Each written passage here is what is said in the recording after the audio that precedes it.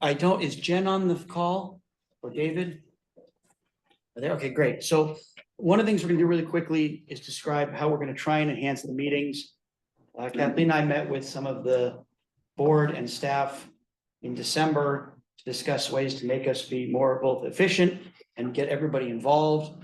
Again, I want to apologize for maybe pushing people a couple times ago to get involved, maybe artificially.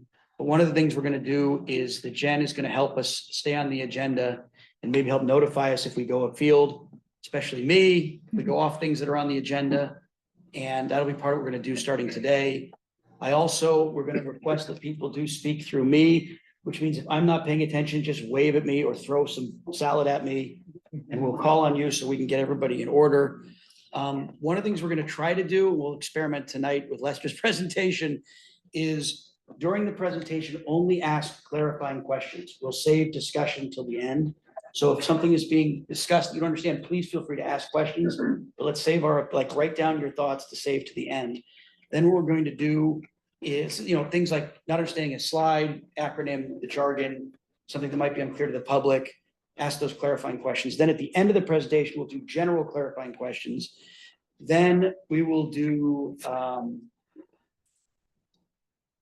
opinions where we give our thoughts on what we want to do. But I'd like it if everybody gets, everyone who wants to speak, a chance to go first. So please share your opinion. Then let's wait and don't share a second opinion or a responding opinion until we've seen if everyone has had a chance to speak, gets a chance to speak. And then we'll come back and do public comment. And then we'll do any follow-up comments or questions we might need. But I'm hoping that'll help us get through the presentations quicker so the presenters can do what they have planned. And then they'll be here at the end to respond to questions and comments. That'll give everyone a chance to speak at least once and then take those additional comments as needed. And maybe create the recommendations for an action item if we need it to do for a vote. I also want to remind everybody that the satisfaction surveys were sent out. I think I didn't do it yet either, so I don't want to be a hypocrite, but please take a moment. And I think they'll send them again for those who haven't seen it, to give those surveys so we can respond to it next month. I do know those surveys are very much looked at by the board and the staff and help them determine where we're at. So don't be too nice and don't be too mean. Be as honest as you can be in those surveys. Item 4 on our agenda, which is our big one, is set to be 60 minutes. Lester just volunteered, he's going to try and keep it under that. So it's 40. There's a mistake, it's 60. But that's our major agenda item for today. And with that, I'm also going to skip the introductions, but I will take, which is item 3, but I will take public comment on the chair report if there is any, which I just gave. All right, seeing none, I'm going to move on and let Kirsten, you want to introduce Lester properly? I don't know how you want to. Sure. Ahead, Well, please. welcome Lester, who is with La Piana Consulting, who is our strategic planning consulting group. Of course, you've all met him in the fall when he came and presented to us, and so I'll pass it off to him to give us an update. Thanks. And Vanessa's going to start a PowerPoint or a slide presentation. And while she's doing that, I'm going to check on who else is on. I think Shalini and Yana and Roy and Raphael were also going to join in case questions come up. We've got Shalini and Yana. Okay, so the others might join. Raphael and Roy are online. I've let them know to let me know if they'd like me to promote them to panelists, but they're staying as attendees right now, but they're on the line. That's fine. So we'll refer to them as questions come up. So let's jump in again. We met before, and where we are at in the process is the vote for the big picture stuff.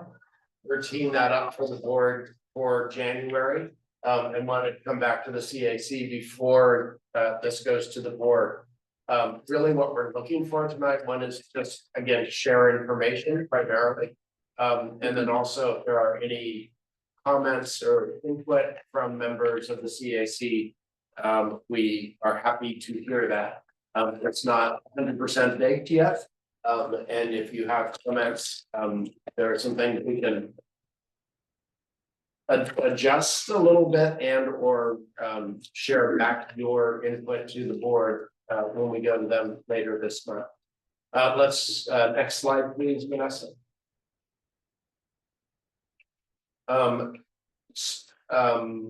Really, we're just going to walk through each part. of this report. I know you got in advance. I know you got tons of pages. We're not really saying anything about all the appendices. That's there for your reference.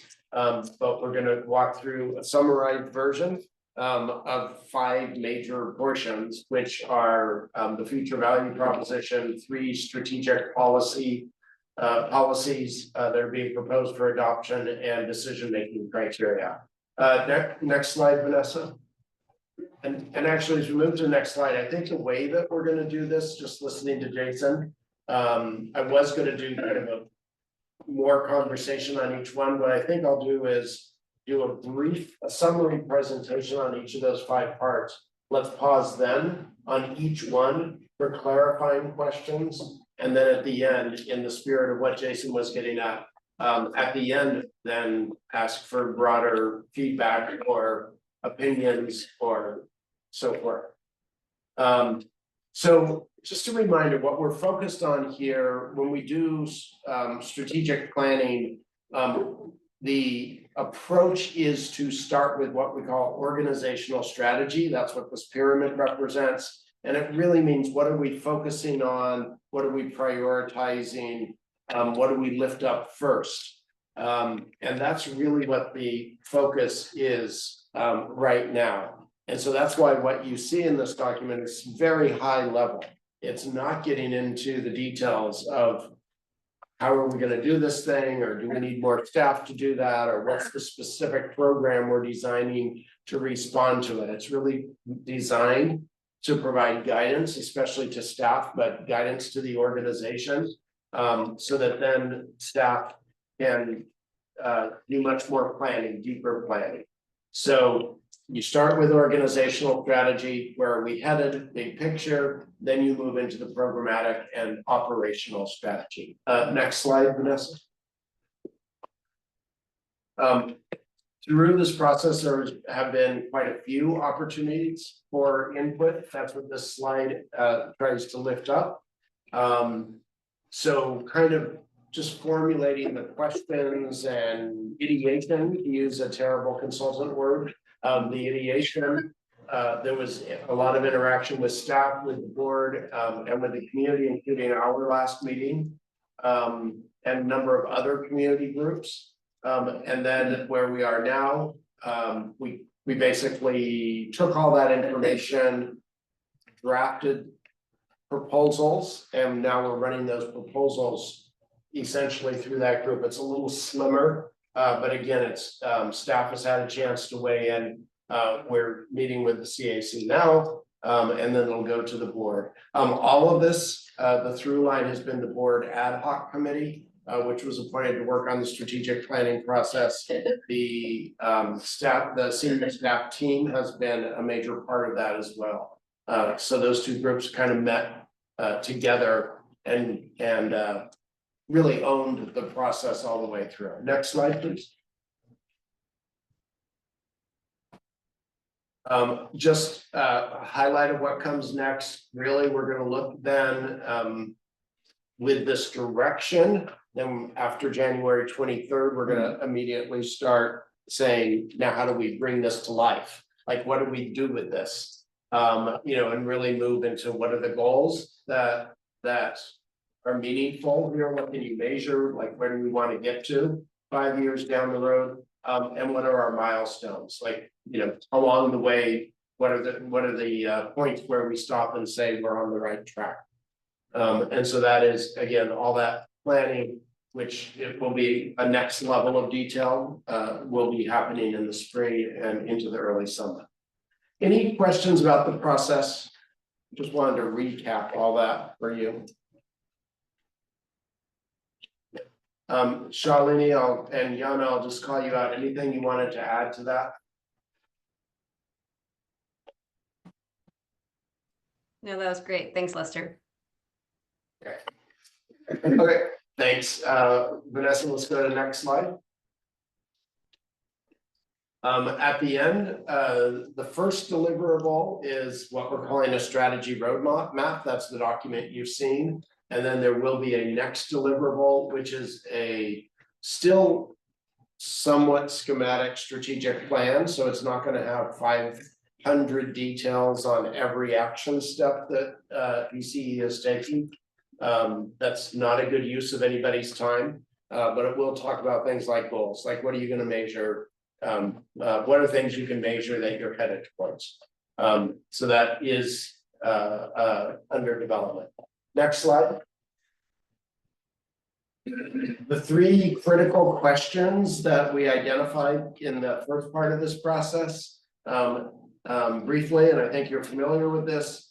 What are your procurement priorities and how do affordability concerns affect those priorities?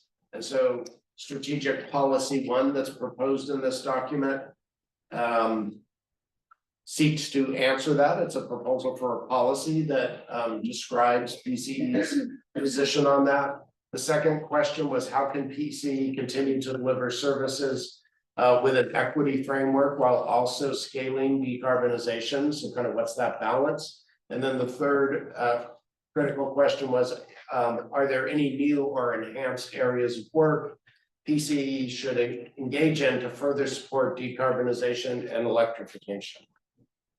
Next slide. So the whole fall has been built around those three questions. So this is the first proposed policy. We're calling them strategic policies related to procurement. And you see here on the screen, again, this is in the document, the policy statement that is being proposed to the board for adoption is that PCE will maintain 100% zero carbon power resource portfolio while working towards delivering 100% renewable energy on an annual basis by 2030 through strategic and cost-effective procurement of resources that maximize PCE's 24/7 hourly matching of renewable energy and load. So that you see there's like three key phrases. My need to learn and become a little bit more aware, a little bit more educated is really hard baked into this statement. There is 100% zero carbon. There is 100% renewable on an annual basis, whilst maximizing what you can with 24/7 hourly matching of renewable. If folks have questions about what that statement means or what those three different ways of describing what you do means, please, we will have a moment in just a moment and ask clarifying questions. But the language is very precise and intentional on this. And then you see the sub bullets, really what that statement means. Continued commitment to achieving industry leading renewable targets. So you still want to be an industry leader. But there does need to be some flexibility on 24/7 hourly matching. Because of the complexity of that, there needs to be flexibility. And that's also how you make sure the affordability is addressed. An emphasis on strategic procurement to minimize costs and your risk. Again, that is an affordability issue. And an implied 60% minimum renewable portfolio standard of retail cells with the flexibility around that. So let's pause here to see if there are clarifying questions only, and then we'll do opinions or input later. Chair, can you define what you mean by flexibility moving forward? To me, it means you'll have a target, but you won't always make it. What do you mean by flexibility? Yeah. I'm gonna first see if Roy is there and if you want to respond to that. Sorry, I just joined and I missed the question. Can the question be repeated? Sure. There's a term in there, flexibility in meeting targets. Generally, that's the feel I get.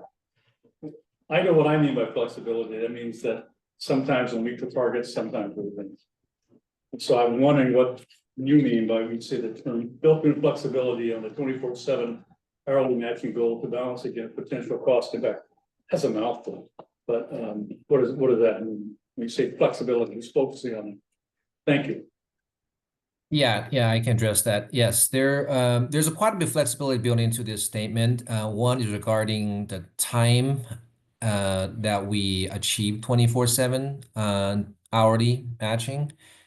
We don't have a specified year by which we have to meet this goal, and we don't have a percent time coincident like 100% hourly matching, 90%, 80%. We don't have that.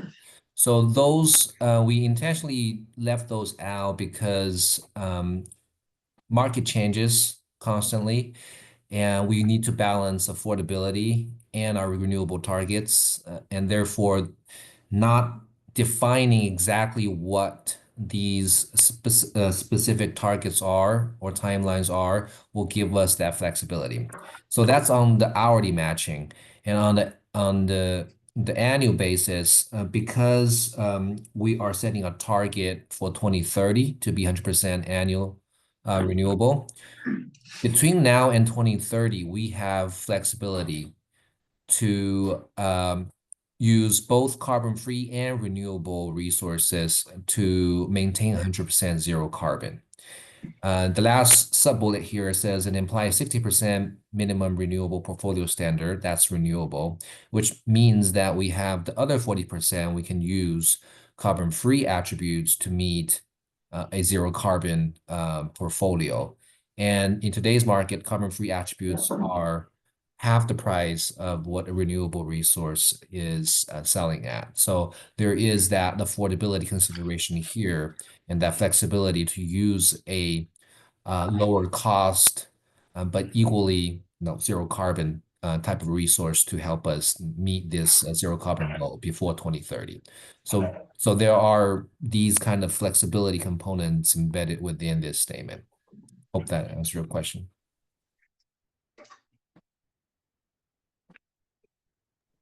I see Kathleen has her hand raised. Oh, thank you. Kathleen, I called on Cheryl first. We'll come to you after. I'm sorry. Go ahead. I'm not sure if this is a clarifying question, but tell me if it is. The last time that I remember us discussing delivering 100% renewable energy on an annual basis, the date was 2027. Did it change to 2030 in this process? Yeah, go ahead, Yes. right? So the board adopted a revised target. 100% annual has been revised from 2025 to 2027, and again in April 2024 the board revised it to 2030. Okay, I guess I wasn't paying attention. So since the board had just recently set a similar policy, we didn't want to immediately reopen that and say, oh, we have to think that again. So this is, I would call this an extension and a further expansion of a recent policy. When was that? I think April was that, Roy, when the board updated the policy? That's correct, yes. But we wanted this to be consistent with what they had just done, but kind of carry it a little bit further. Oh, sorry, Kathleen. I'm sorry, Kathleen. Go ahead. Yeah, just quick question. What percentage are we at currently on an annual basis? Percentage renewable? So for our Eco 100 product, it's 100% renewable. For our Eco Plus product, it's designed to be 50% renewable, 50% carbon free. Starting in 2025, which is this year, it will have the Eco Plus will have well, our entire portfolio will have a minimum of 60% renewable. Thank you.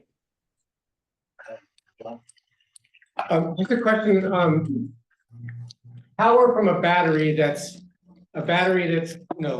energy comes from renewable sources. Is the power that's dispersed from the battery considered renewable or zero carbon or neither? It is considered renewable. So if we have a solar facility and co-located with a battery, and there are two different configurations on utility scaled hybrid projects. So the battery would charge from that solar that's co-located on one side, and the energy discharge from the battery will be considered renewable in that fashion. But it will have a discounted output because of the round trip efficiency loss.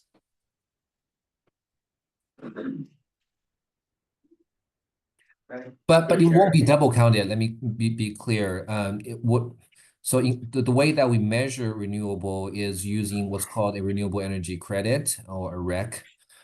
So if we measure how much REC is provided to the grid. So it won't be discharge the battery, and the solar generation won't be double counted. You just count whatever is ultimately delivered to the grid. Through the chair, question, if I guess started 2025 was the original date for 100% renewable, and it slipped to 2027, and now it's currently 2030. And just to understand the reason driving that is the high cost of renewables and trying to keep the cost down to the customers. That's right. The primary reason to postpone these target dates is because market price has gone quite high over the past couple of years, and this is to this really hits the nail on the head on this particular question. How to balance affordability with sustainability goals. And if I'm going to summarize a whole lot of complex input into this question, I would say many people who weighed in on this wanted to see PCE move as quickly as possible towards 100% renewable, 24/7, where possible, to the extent possible. But pretty much everybody also said, well, and including in this group, if you become more expensive than PG&E or other sources, then you're kind of undermining your ability to have impact. People are going to start leaving the system, and then you're not achieving what you want to achieve.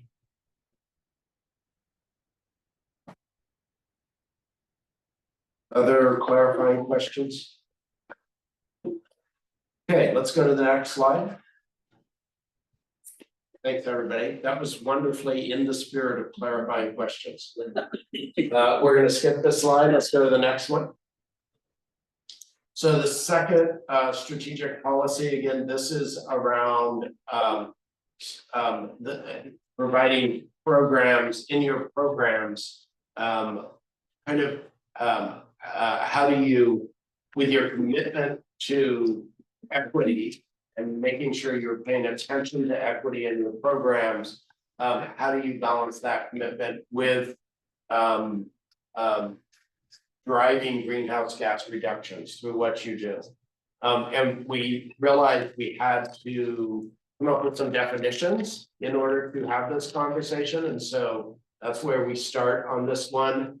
So we created this kind of horrible umbrella term. If you have a better idea, I'm all for it. But we came up with this umbrella term of equity customers, and defined them in three ways. Equity customers are low income customers, and there are standard definitions of that, which is customers who are below 80% of area median income. That's a standard way of measuring that. This point number 2 is the one that gets really messy, to be blunt. Customers with high economic needs. So just looking at income doesn't always tell you what people's needs are. And so there was a lot of conversation about wealth or other approaches. And this is the language after a lot of work we came up with, which is that equity customers include supporting customers with high economic needs. There is no standard definition for what high economic needs is. One measure of that is often housing burden, or so a low wealth household spends more than 30% of income on housing. Severely cost burden spends more than 50% of income on housing. That's one very standard measure that is often used. That standard definition still kind of gets an income, and that felt insufficient to folks. And there may just not be a perfect metric for what high economic need is. However, in the spring and early summer, PCE is going to dig into this more and see if we can come up with some better metrics around how to look at high economic need. Then the third definition of an equity customer is disadvantaged communities. This is another term with definitions that are in standard usage, standard government usage, so we're not inventing the wheel here. So kind of like low income, clearly defined and it's used in practice all over the place. Disadvantaged communities is the same thing. And that refers to areas throughout California that suffer from that suffer from a combination of economic, health, and environmental burdens. And those burdens include poverty, high unemployment, air and water pollution, presence of hazardous materials, high incidence of asthma and heart disease. And again, state of California defines those census tracts. Next slide, please, Vanessa. So the proposed policy here is there in the bold type is to continue to deliver, I want to emphasize that word, programs and services that benefit a range of customers. That's a little bit different than in the document. We've shifted this language slightly. So services that benefit a range of customers and provide meaningful greenhouse gas reductions. So that's the starting point, kind of programs that broadly serve customers and drive greenhouse gas reductions. And while doing that, the policy is to reduce greenhouse gases as quickly as reasonably possible in order to mitigate future harms that disproportionately impact more vulnerable communities. In other words, the quicker you reduce greenhouse gases, the more you are benefiting vulnerable communities. So those things go together. But in addition, PCE will design its programs and services with equity customers' needs in mind. So all of the programs you offer are going to very specifically look at equity customers. And that can be done through rate affordability for all customers and delivering targeted discounts. That's an example of a way of looking at what you offer that helps meet the needs of equity customers. Providing programs specifically aimed at equity customers, where those programs have broad participation, and then providing increased support for those programs for equity customers where they may need them in order to access those programs. That's a second area. Prioritizing high economic needs over income. So that's that complicated bullet we just talked about. That will need more work, but it's at this point kind of a statement of principle, seeking third-party funding for equity programs over the last year or before that, but especially in the last year. PCE has really been pushing hard to bring in additional money to support different equity populations through its program. There is money out there, and PCE is aggressively pursuing it in order to invest with its customers. Supporting policy initiatives specifically designed to benefit equity customers, so you can be drivers in pushing policymakers around this area, these needs. And then, of course, engaging equity communities through partnerships with community-based organizations. So those are examples, those are obvious examples of things PCE will do to make sure that the needs of equity customers are hard-baked, even though the policy says we're driving greenhouse gas reduction. So clarifying questions. Yeah, could you go back to the previous slide? So disadvantaged communities. So this is a geographic category, it seems. It's geographically based and it is in wide use in the state of California. Shalini, do you want to add anything to that? Sure, many programs funded by the state offer them to these specific disadvantaged communities that are identified by the Cal Enviro Screen tool. So because it's already a term of art that's in use and some of those communities are within our service area, that's why we included DAX within this equity definition. It seems to me that I'm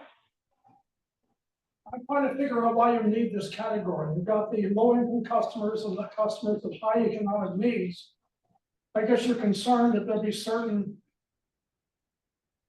geographic areas of a community that didn't have enough people being served. Is that it? Because this is a term of art in state funding, there is funding available for these specific communities that we want to be able to take advantage of. And including this disadvantaged communities definition within our equity customers definition allows us to pursue that funding for these particular communities. Okay, so it's a financially focused thing, because it seems to me you had somebody who didn't make the first two categories, and then you included them because they were in a particular geographic locale. Doesn't really make sense to me, but I guess if there's a funding component to this, then I guess that's an argument to do with it. I mean, is somebody really, are individuals really benefiting from this that won't be in the first two categories? Yana or Raphael, do you want to speak to the programs offered specifically? Here, so Michael, you're right. The geographic, by designation by census tract is a very inexact method of identifying, as we're terming here, equity customers. It is generally across the state a pretty good metric for where there are large concentrations of underserved community members. But as Shalini pointed out, the reason that we're including it is even though it is an imprecise tool, it is widely used in state funding programs. And so if we want to participate in state funding programs, we will have to implement it. In fact, we already do. We already do today. Thank you. Well, and I'd add it's also a somewhat different way of thinking about who you want to make a point of serving, because this includes so many environmental factors as opposed to only income and unemployment. Yeah, that's right. So it's more of a, given the number of elements here, it's really an EJ, environmental justice type of metric. It's about communities impacted by pollution is the principal driver here. But there are also those individuals are also likely to be low income. Thank you. Clarifying questions.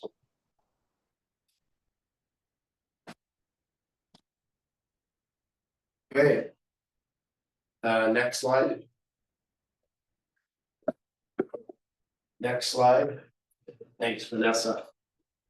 Okay, so then this is the third one, which is additional priority areas of work. And the question really was, what are we not thinking about? Like, are there things we really maybe we're doing some work, but we need to do more, or we need to start doing something we haven't been doing. That was the question here. Kind of a getting ready for the future, being ahead of the curve of what's coming at you. And there was, I would say, very consistent feedback from the community and from the board as we raised this question around DER. So that's where you see the focus here. And it tied together a lot of the options that we had laid out. Like you could do this and you can do that. And the DER framework really came together strongly and consistently in the feedback. So the proposed policy is that over the next 5 years, PCE will prioritize a strategic initiative to accelerate the development of distributed energy resources in order to support further innovation and market transformation of distributed energy technologies, accelerate greenhouse gas reductions, and provide customer and community resilience. I want to land on those 3 in order twos. Really briefly, there was a lot of feedback around innovation and market transformation. People want to see, PCE has been driving a lot of innovation. You have been a model nationally for a lot of the work you do. People want to see you do that and want to see you be a force to change the market so that everybody else can catch up more easily. So that's part of this. The second is accelerate greenhouse gas reductions. That stands on its own. And then the third here is provide customer and community resilience. That came up a lot.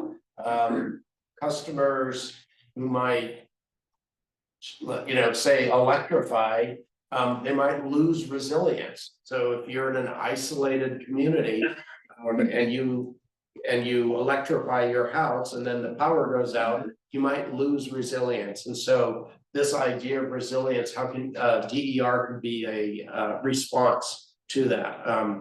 And we see that with wildfires, which of course are relevant. We see that with earthquakes and other natural disasters. It just becomes an issue that a number of people raise. And so the approach to DER is designed to take all of those factors into account. So the things you might do is expand DER project development support. So folks who are developing DER, doing DER projects, PCE would have more capacity or would develop its capacity to support that.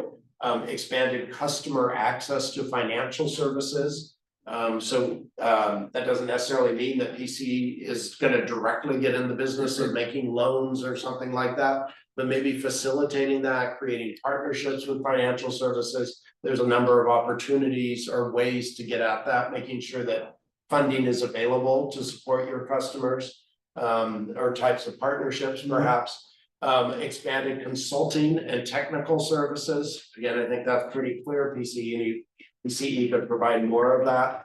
And then PCE can drive relevant policy development and advocacy. So to make sure that the policy really allows for a wide variety of DER. So clarifying questions on what this means? Yeah. Try not to veer into opinions. Say those. Okay, so for DER, defined as fossil fuel DER, or is it any? Yeah, great question. Yana, do you want to take that? And I am wondering if we might need to clarify that in this statement, but Yana?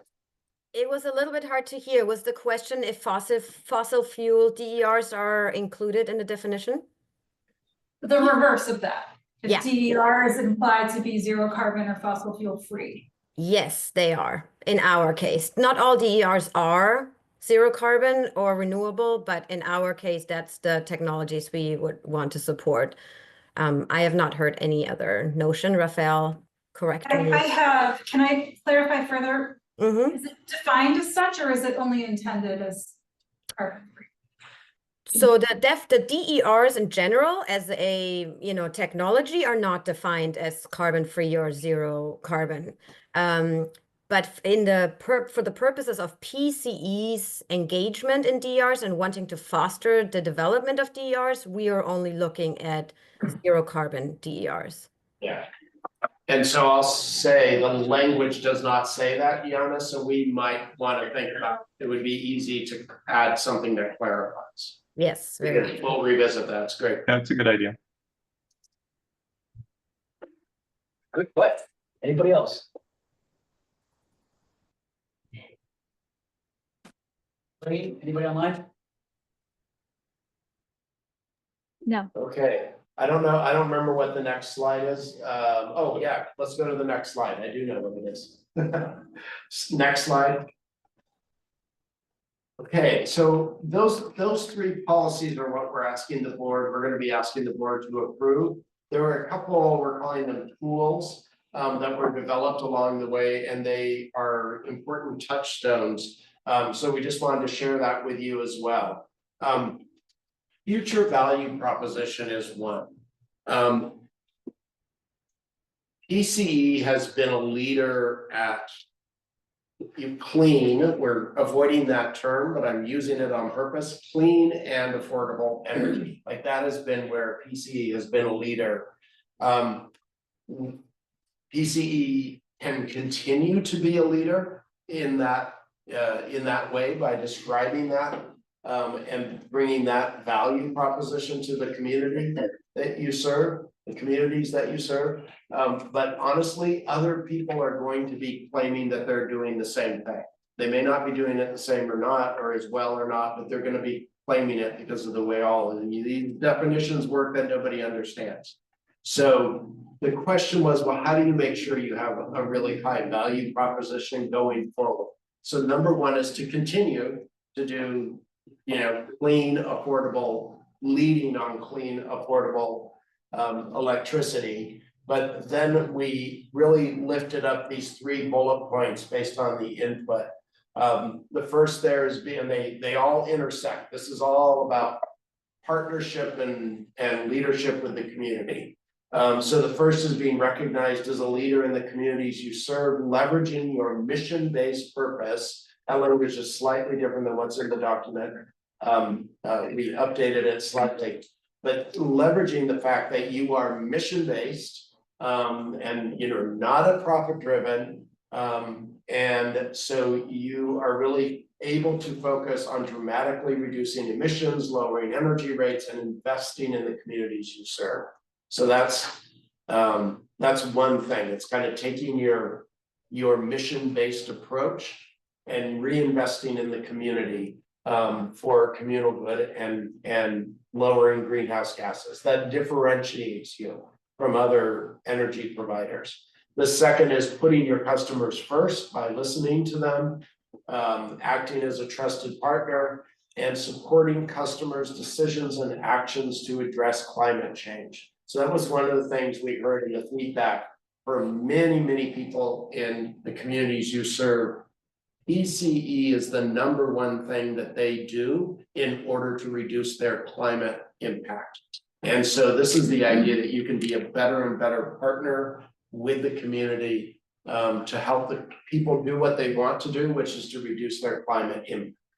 And then the third is continuing, this would probably say continuing, but leading innovation in the clean energy and electrification sectors and innovating solutions that shape and scale the market and value for your customers. Again, that is trying to push the market to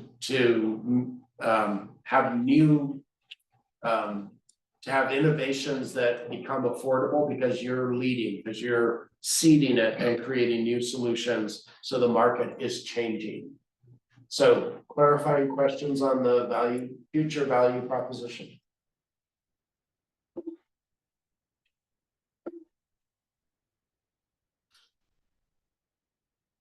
Okay, next slide. And then the final thing, I'm not going to go into depth. I'm not going to go into detail on everything here. But one of the things we La Piana Consulting, who I work with, we always think about what are the criteria that drive decisions. The board can adopt something in January, can adopt a full strategic plan in the spring, and the day after it's adopted, questions are going to come up and you're going to have to make new decisions. And so what are the criteria that drive decision making, both for this process and when new decisions are necessary? And so we develop these decision making criteria through the process. I believe they're going to be honed a little bit more. I think they're going to continue to be tweaked and cleaned up just a little bit more as they are used over the next several months. Most of these are based on future value proposition. So we created this first tier, and you'll see that 3 of the questions are those 3 bullets around value proposition. So it means if we have a decision to do A or to do B, we're gonna do the thing that leverages or advances our future value proposition. Like we're gonna preference that. It's not the sole decider, but we're gonna preference it. We're also gonna make the decision that advances our commitment to equity. So that's gonna be one of the things we consider when we're have choices in front of us. And then, of course, there are the financial impacts. So there's the financial impacts to PCE, and then there are the financial impacts to PCE's customers. So that's a kind of first tier, like these things front and center, we're really gonna weigh and think about when we are facing decisions. Next slide, please.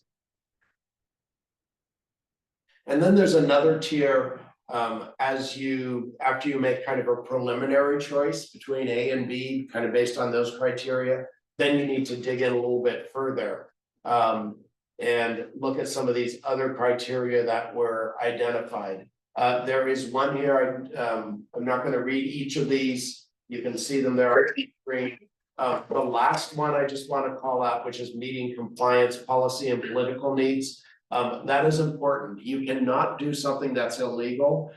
We kept this on the, I will take ownership on this. I pushed to put this on the second screen because I think it's really important for PCE to decide what it wants to do and then say, now, what are the policy restrictions or adaptations we have to make? I think it's really important for you to be values and mission based first.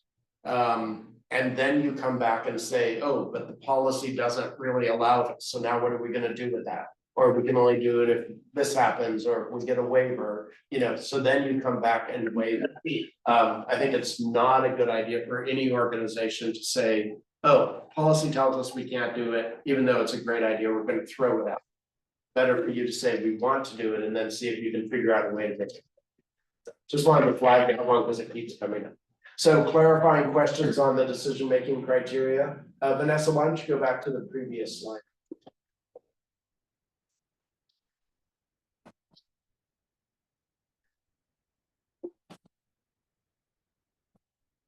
Okay, let's go to, I think there's some kind of discussion slide, or we could even find a neutral slide. Let's just leave it there. That's a nice neutral slide. There we go. We'll go to thank you. Time for any of those, whatever works, but thank you. So now is the opportunity for. I think the first thing we're trying to do is, are there any questions to ask of the staff before you do the discussion from any of the slides or presentation? Back. Okay, well, we're going to start. Oh, no, then let's do public comment. Was there any public comment on the presentation you would like to make? I also.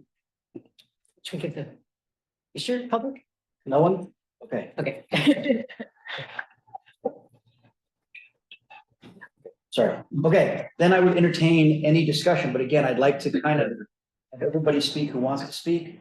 So I think the way to do this is, if you already made a discussion, don't make another one until you see everybody else shut up and then go again. Okay. What do you mean? I'm not calling on anybody, that's what I mean. So Just what? Input and opinion. yes, input and opinion. So I have quite a few, but I'm going to wait. So does anybody have on any of these subjects, even generally, something they want to bring up about the strategic framework? And thank you, Lester, and everyone who presented that. I think that was incredibly clear and comprehensible. Thank you. There's a hand up from Kathleen. Thanks. Yeah, I agree. I think this is a terrific presentation, and I'm really pleased with what I saw here. And I think Lester or the staff probably already made a note of this, but I just want to officially make sure this gets into the record. Following up on the question that Diane asked about the clarification about what sort of DER we're looking for, I would like to request that be clarified in that policy statement. I think that's a really important point, that we're only looking at the greenhouse gas free or clean energy distributed resources. Noted, thank you. Thank you. Ready? Kind of on that point, I think we also should state that the DERs, are not only renewable, but they need to be done so that PC gets renewable energy at a lower cost than just buying things on the open market. Because we're kind of driving costs up and delaying, the implementation of renewable sources. So I think that's really important. And it's defined plus, it has to be cost effective. Thanks. And I just want to say for what the input you're providing now,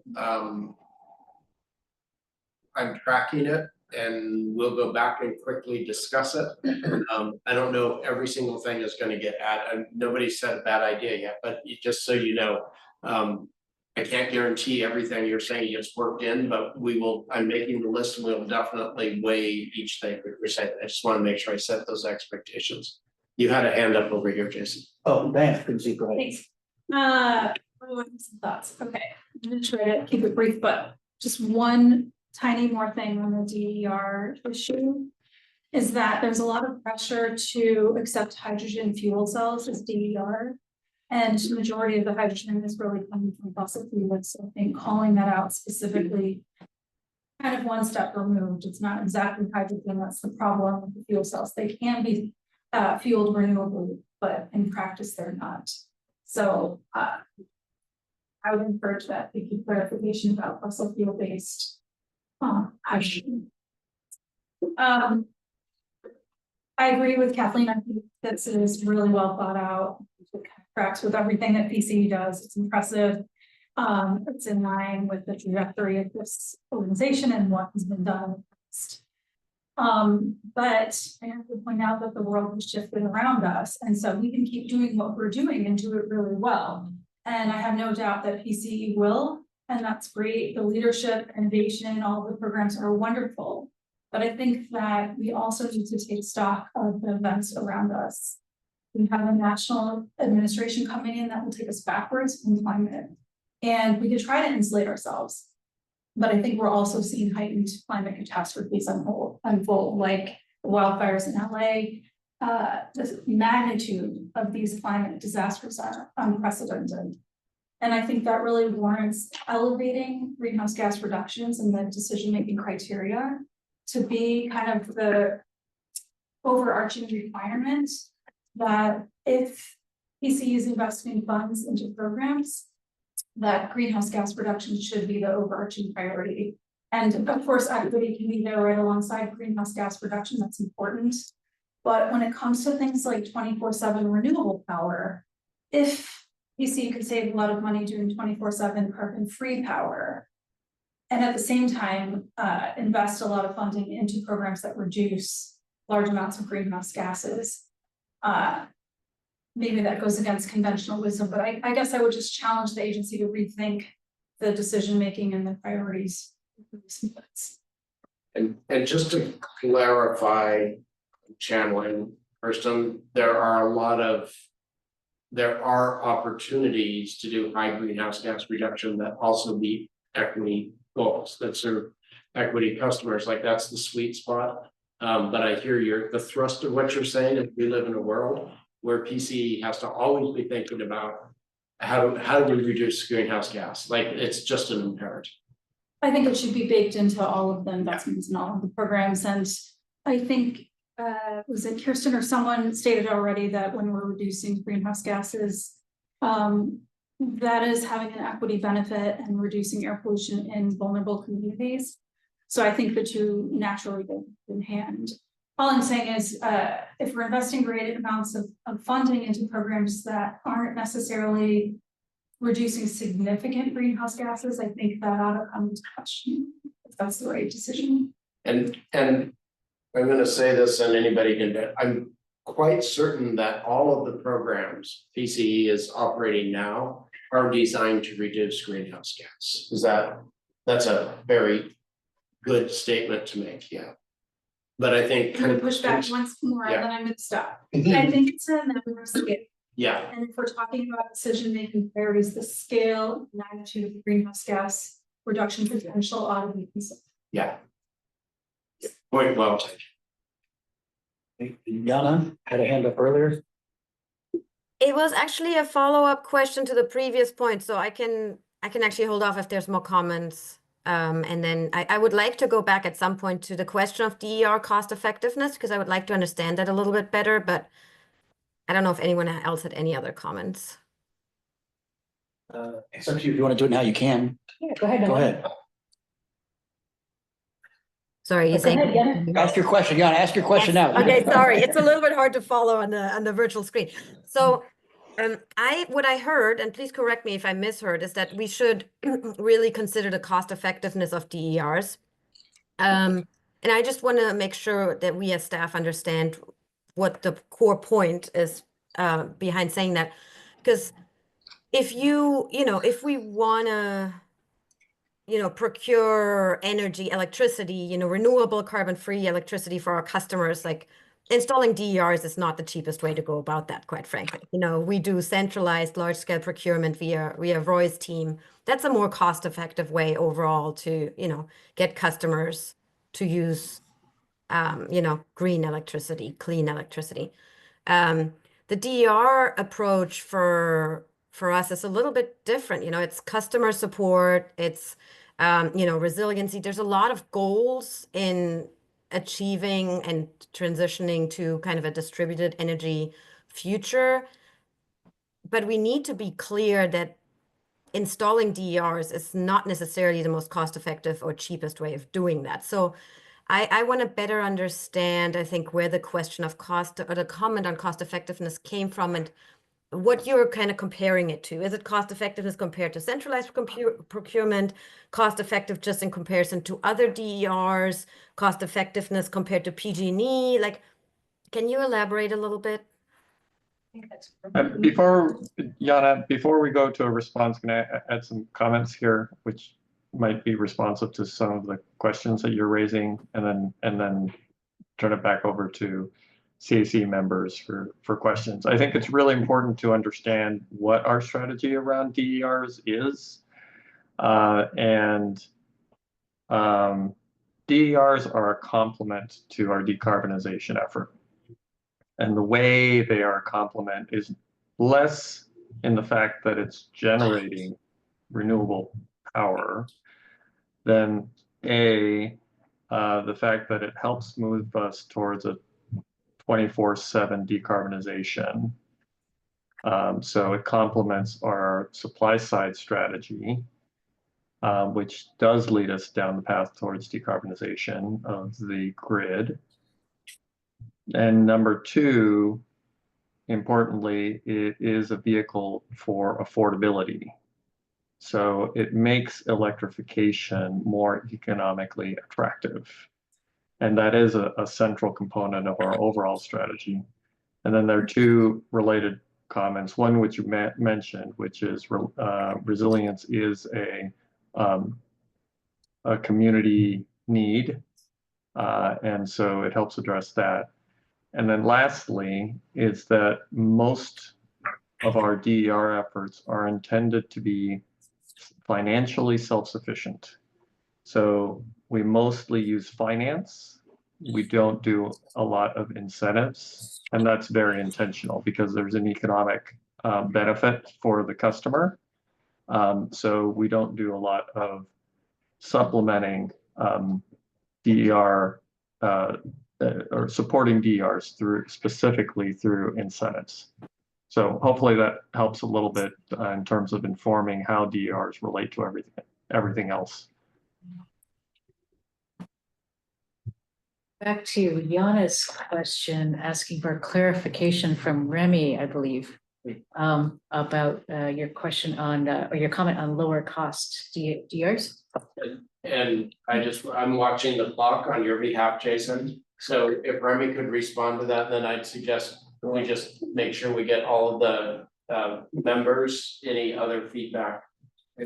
There's confusion, at least on my part, because my understanding of a DER is something like your solar farm out in Los Baños, which you've built, you owned, and that generates power. It's self-generating power. So, so that was my thoughts, like, oh, we're gonna build these things. Sole purpose is it's gotta be cheaper than renewable power that you buy on the market. Otherwise, why bother doing it?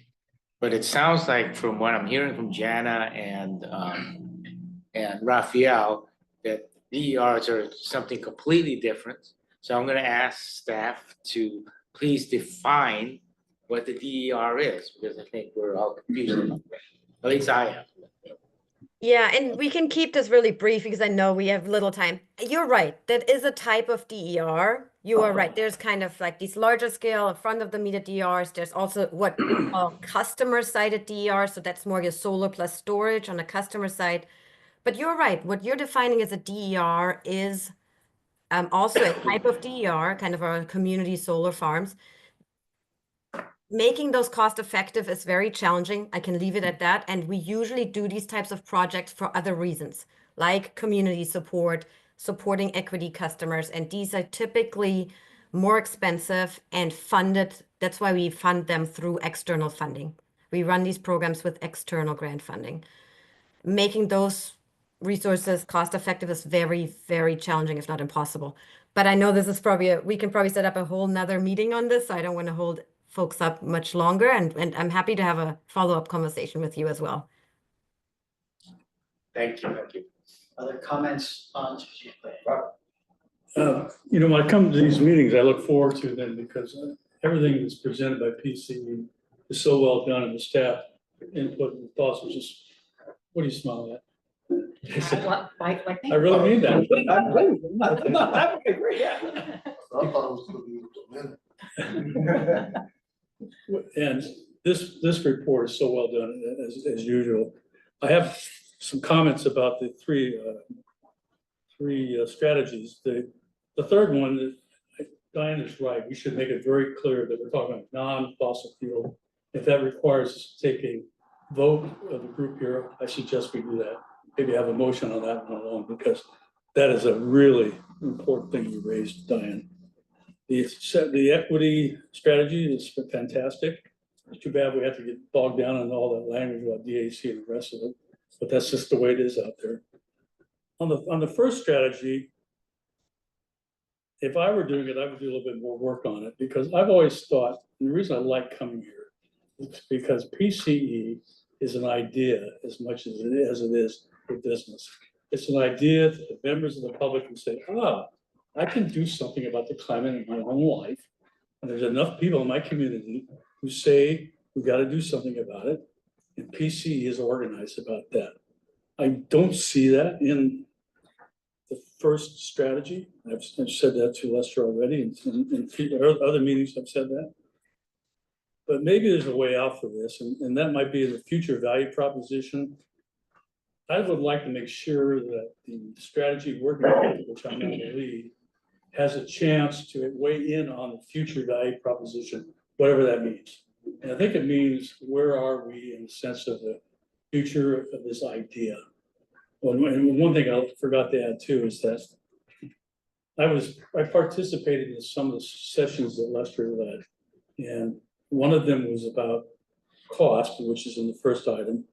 Not everyone in the meeting was concerned about higher cost. I, for one, if you remember, said that I'd be willing to go out in the community and try to sell it. And I know why the value proposition, I mean, the first strategy is there. You got to make a living. You've got to keep the lights on as a business. It's absolutely essential.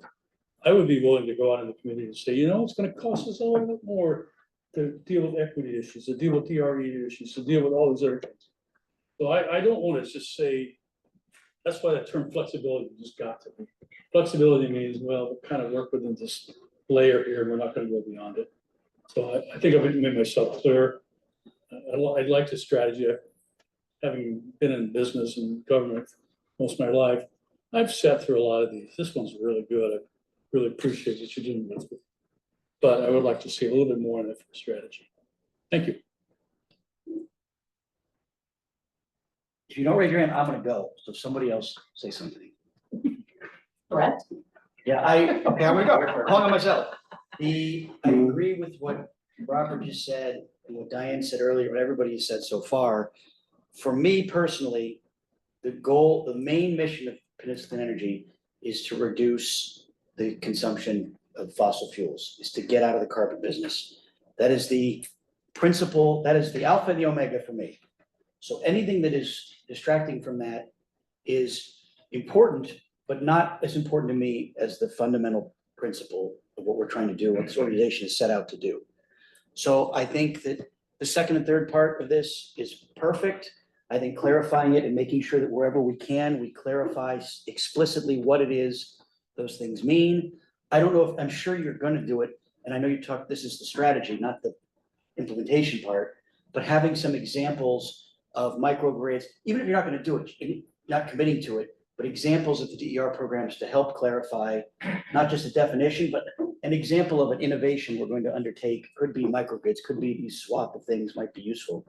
But on the first point, well, I know that the tenor of the community is about affordability, and I said this last time, I'll say it again, even if it's unpopular. I do think that PCE cannot make enough of an economic impact with the economic policies relative to what the PG&E impact is on the consumer, both on a marketing front and a practical front, to outweigh the benefits that are derived from the greening of the organization. And so what I mean by that is no matter how much we try to make it affordable, I don't feel that we can. It is not something PCE can do because of the reality of PG&E being the bulk of the bill to the consumer. So with that being said, that makes me want to double down on the focus of doing everything we can on the carbon reduction part, because that is where we can make the most impact and do the most good. So I think I'm echoing part of what Robert was saying there too, where while I think the policy is great, and I cannot tell you and maybe you're a brilliant person, Lester, with your team, every single thing you said and every change you made, even from the written document, is disarming because it's perfect. I love it. Everything you did made it better. And I think everybody's on the same page about that. But my focus is not on the economic part, which this is all going towards, but on the carbon reduction. So I just want to echo the desire that that still be the principal focus at every point, as Diane pointed out, in every strategy. And for me, that's the main strategy. So I just throw that out there. And now I'm done. Who else has something? Michael first. Very briefly, I support what Jason and Diane have said. I'm here because I want to combat climate change. I support the other values, the other emphases, but when push comes to shove, I want to reduce carbon emissions. And I think we have to be real clear about that, not just individually, but as an organization. Okay, great, thank you. Raphael? And then Remy. Yeah, so I'm going to channel Roy here a little bit. So one of the rationales for the procurement policy as designed here is we're in a peculiar moment in the energy markets where we could buy a lot of very expensive RECs and it would not actually result in more decarbonization. And what's happening is that there has been a big ramp up in demand on renewables and the supply is not there. So we would just be competing against our peers to buy a limited pool of RECs, which would not actually result in more stuff getting built. And so the target, the goal of the organization here is still to pursue 24/7.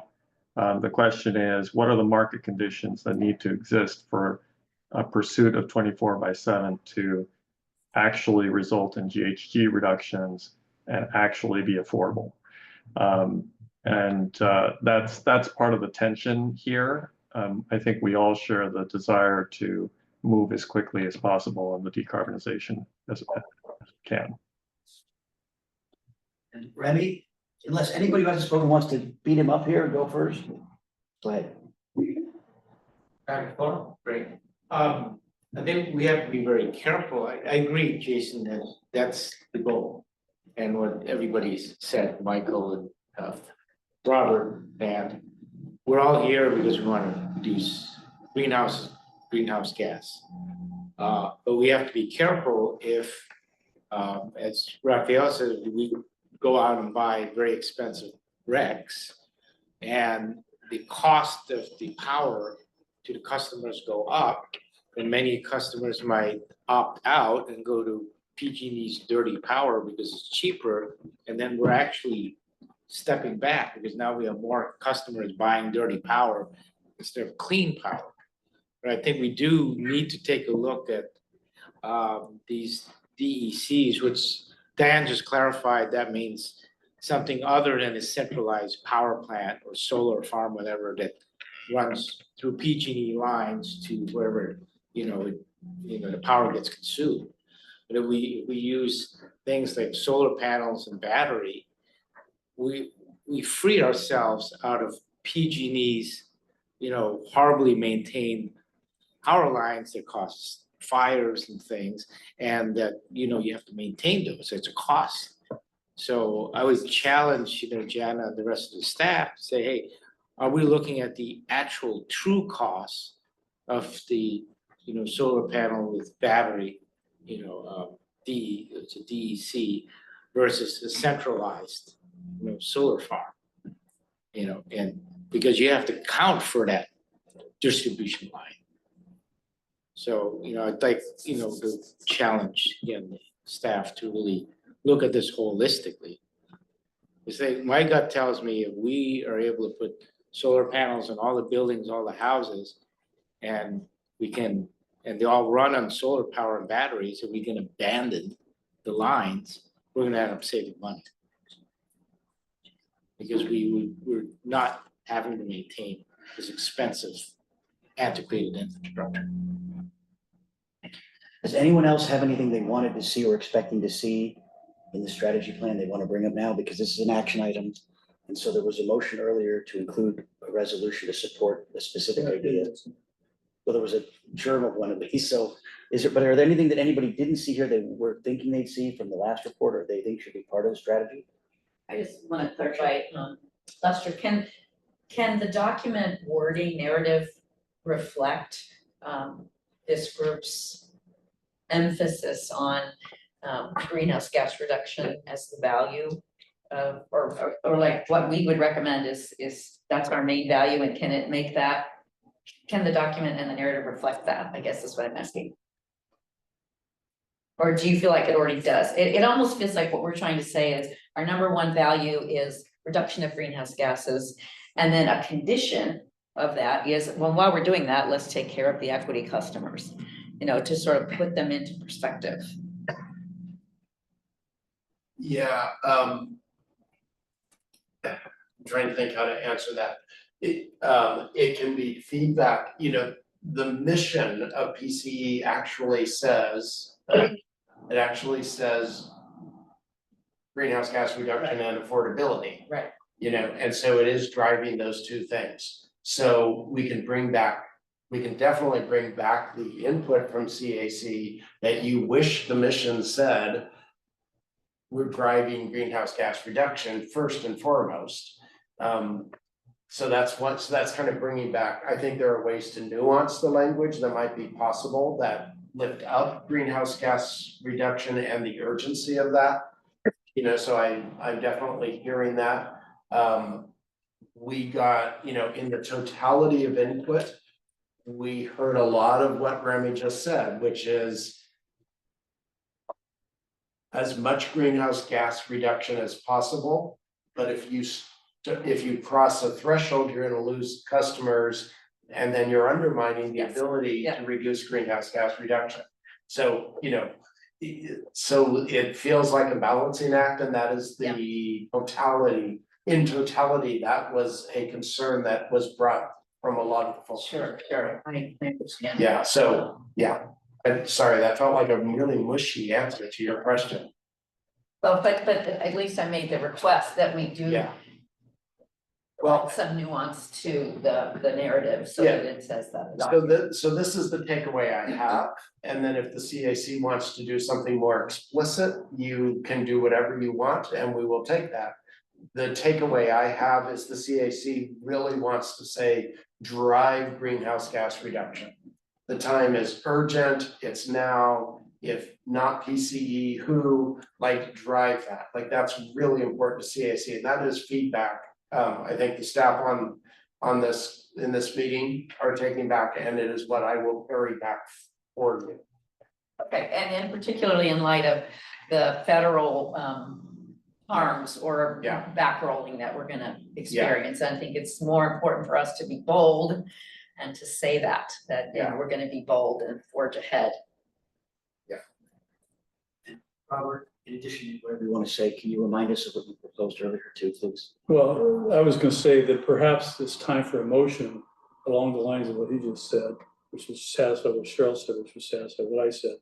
Add Diane's piece, that we formally adopt the strategic plan with the language additions or with the clarification from, I'm not very good at doing these resolutions. Somebody else may have to do this, but. Oh, wait, here we go. Well, who did that? Go, Vanessa. You know, I would like to see something in there about the idea of what PCE. PCE, I've told folks before, I do a lot of seminars across the country. When I tell people in Detroit what we're doing, they go, "You what?" I mean, they're stunned that we're that far along. And I don't want to lose that idea. That's why I joined PC. That's why I occupy my house. That's why I do all the things I do. It's an idea that we can have an impact on the climate by doing all that we do, and we're going to change it. It's tying into what you said. Okay, great. I like this. Kathleen, you always write this, well, Vanessa, not me, so I won't have to say it, but Kathleen, what do you got? I haven't written anything different. I think this looks good. I'm still cogitating personally on, I agree with everything that's been said. I share the sense I want the greenhouse gas reductions to be the highest value. I felt that came across pretty well in what I saw already. And I think that, you know, realistically, we do have to be concerned about cost, but, you know, because we start losing customers and it becomes exorbitant and, you know, then we're not demonstrating anything if, you know, if we can't actually make it all pencil out. So I was trying to figure out how to address the concerns beyond the way it's already been written, which I thought kind of already conveyed what I think I'm hearing from everybody, but obviously people read it differently. Jared? Please, Robert. I would still like to see something there along the lines of PCE continues to distinguish itself by elevating greenhouse gas reductions as a high priority. And then we'll continue to do that, something along those lines, that we do recognize that we are a leading voice in this, and that we do that by elevating greenhouse gases. Again, I'm not very good at doing this, but perhaps Kathleen. No, and again, I do think all of these things are already in there. I think we're just emphasizing that too. Here we go. I think high priority is a little too weak. Got No, high she's changing priority it. now. She's changing the third to the first. What's that? Highest. Highest value, but that's good. Okay. Does anybody have any, please? Sorry, Vanessa, you're good. Good at reading our minds. Can we add support for the draft strategic plan now also? That the CAC supports the draft strategic plan and recommends.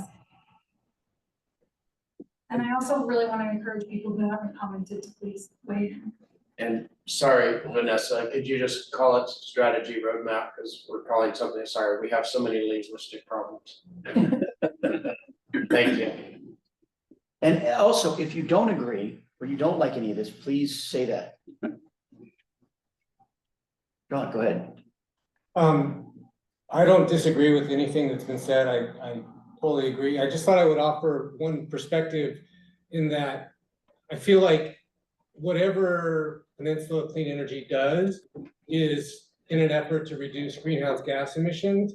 And so the choices are, how do we deploy those funds? And if it's really expensive to get this 24/7 and the result isn't that much of a reduction, maybe it's better, and I don't know the answer, but maybe it's better to use that money to help folks electrify their homes more than we're doing. And it looks like it changes as the market changes, but and the more people electrify their homes, the less reliance there is on the gas system altogether.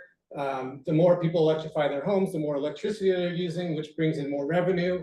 So just a kind of an overriding thought that I had in terms of like, just because I think it seems like the strategy thing that we're talking about right now is all about procurement of the energy, but there are other ways, obviously, that PCE reduces emissions other than just the way they procure energy. Ultimately, we want to get to 24/7 renewable on an hourly matching basis, but I'll leave it at that. Anybody else? Yet? Okay, go ahead, Remy. Just thought of that second bullet point. I think it should be such that it's renewable resources rather than this negative fossil fuel, because something like a micronuclear reactor could be non-fossil fuel, or damming up a stream or something on a small basis, which has negative environmental, and who knows what other technology.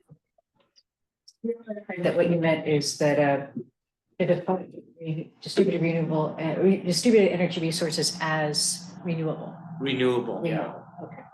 The definition, yeah, Does that work, the Yana? definition that the work PCE would do under DER would only be for renewable or something, and that it's very bulky, sorry. Renewables only? Yeah. Does that work, Yana, with the renewables versus the carbon free, or is that Yeah, too? I am just thinking about, there are some nuances there. I mean, there could be like GHG arbitrage we're doing with batteries is the first thing that pops into my mind. That's, again, there's very technical nuances there. I'll have to think about that, ponder on that for 1 second. I understand the goal. I just want to make sure we're choosing the right language. Yeah. Well, we're doing that. Anybody else? Again, is there anything from before strategically that we've forgotten? I don't think there is, but Well, the thing about the cost, I didn't see on that, and being mindful of cost, that it doesn't get so high that we can step backwards in terms of overall GHG. So there's PGEs out there. I'm gonna say this as nicely as I can. So if you say that, then you basically have what's written now. Yeah. Which is, elevate greenhouse gas reduction, but keep things affordable, which I think is pretty much what's written now. Yeah. Great. We ready to take a vote on this resolution? Well, only, I think Yana wanted to wait because we weren't sure if using the word Yeah. renewable energy was the right categorization. The renewable is a little tricky, right? Like, I think we would have to find a definition for renewable. So there's a different definition, and other staff, please chime in. There's a definition for renewables in California under RPS that's different than what most people consider a renewable definition. And then we're getting into the nitty-gritty of, large hydro versus small hydro, Right, that's what I was biomass versus concerned not. about. So Is there a different way to clarify this that includes all of that? Is not the California definition? Is there a I different think, word? and then maybe again, I'm struggling a little bit with the audio, unfortunately. I still think that fossil fuel resources do not qualify is probably the best way, because like nuclear, for example, is not a DER and is not would not be considered non-fossil, like a fossil fuel resource. So I think I'm trying to struggle what DERs would be excluded if we were to say fossil fueled. I think the initial definition was good, but others, please chime in. I guess I would say I prefer the initial definition. You just say clean, or is that too vague? That's the funny, we had a lot of different like issues with that. Like everyone defines clean differently. So I would definitely say not clean. There's no definition to clean. Yeah, you raised the objection to the nuclear I qualification. just read something, you know, these guys are developing a micro nuclear reactor.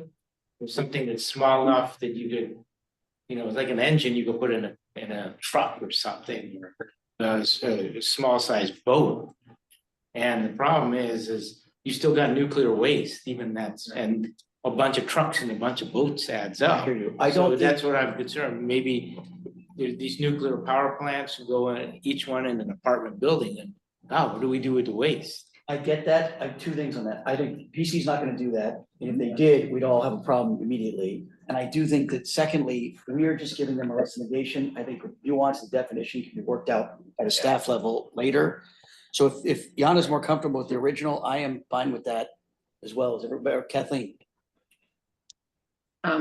Okay, so you got me thinking about language and I was distracted thinking about language while Yana was talking, and now I'm not sure what the original definition is that she was referring to. And It's I'm on the bottom, not yeah. sure I caught why just saying fossil fuel doesn't count wouldn't be adequate. What was the issue with that? The micronuclear being maybe slipping through. Okay. And we were trying to restate it as a positive. Right. And- Yeah, I get, stating as a positive sounds good to me. And the other question I had was, would battery storage be considered distributed energy resource? Because that's not necessarily considered renewable, but Yes, kind of helps. exactly. That's a really good question because that's my second question. So there's like the use case of where we install solar plus storage at a customer site to make it simple, and that would be considered renewable because the storage is charged by the solar. However, there's also a benefit for just GHG reduction and other benefits like time of use, arbitrage, demand, price reductions, to just install a standalone storage system Right. and maybe charge the system during the day and discharge during other times. So that is that considered renewable? Not necessarily, but I wouldn't want to eliminate that. You wouldn't want to eliminate that, right? Yeah. I wouldn't want to eliminate that either. So that's why I think the non-fossil fuel is better than just renewable. Yeah. John, and I'm gonna go.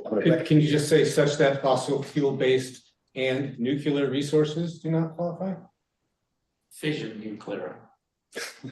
I would Usually recommend, if it works, it's I recommend we don't do that because it's not on the table right now at all. So I would recommend we not poke the bear on that one anyway. I just wanna make sure there are no loopholes. What- I see a small fission reactor as a loophole in that document. So if I may, Please. I would suggest that the sense of what you're trying to convey is very clear. We're not gonna wordsmith the perfect answer in this moment, and so if there's some way you can, if you want to vote on something, I would suggest that you vote on the sense of it and ask staff to fine tune the language. I think, and this works for me as it is now. I also want a positive, but I think this is sufficient considering the concerns. Right, and knowing that it has to come and be fine tuned anyway to grapple, and this is not a great setting for that. I just want to comment, fine tuning is okay after we adopt this and it goes to the board and they know what our position is. I would not like to have this fine tuned. I don't think you meant this, but I'm gonna clarify. Fine tune this after it leaves the room. Whatever we adopt here is what we adopt. Agreed. Yeah, Okay. I meant in the document, the way this is gonna be translated into the document, there's gonna be some fine tuning of the language. And that's to take into entirely up to account. the board. That's not. Right, exactly. I get that. Thank you. Right. Motion on this, unless there's any further. I discussion. move we adopt this motion Thank as you. presented on the Second. screen. Robert. Diane seconds. Could I get a roll call, please, Vanessa? Diane Bailey. Stephen Booker, Joseph Chen, Aye. Michael Clausen, Aye. Kathleen Goforth, Aye. Mile Himuli, Aye. Aurelio Huizar, Aye. Gail Lee, Aye. John McKenna, Aye. Jason Mendelson, Aye. Damanpreet Sarai, Cheryl Schaff, Aye. Remy Tan, Aye. Robert Whitehair. Aye. Thank you. The motion passes. Thank you, everybody, and thank you, Lester, and everybody else. That was great.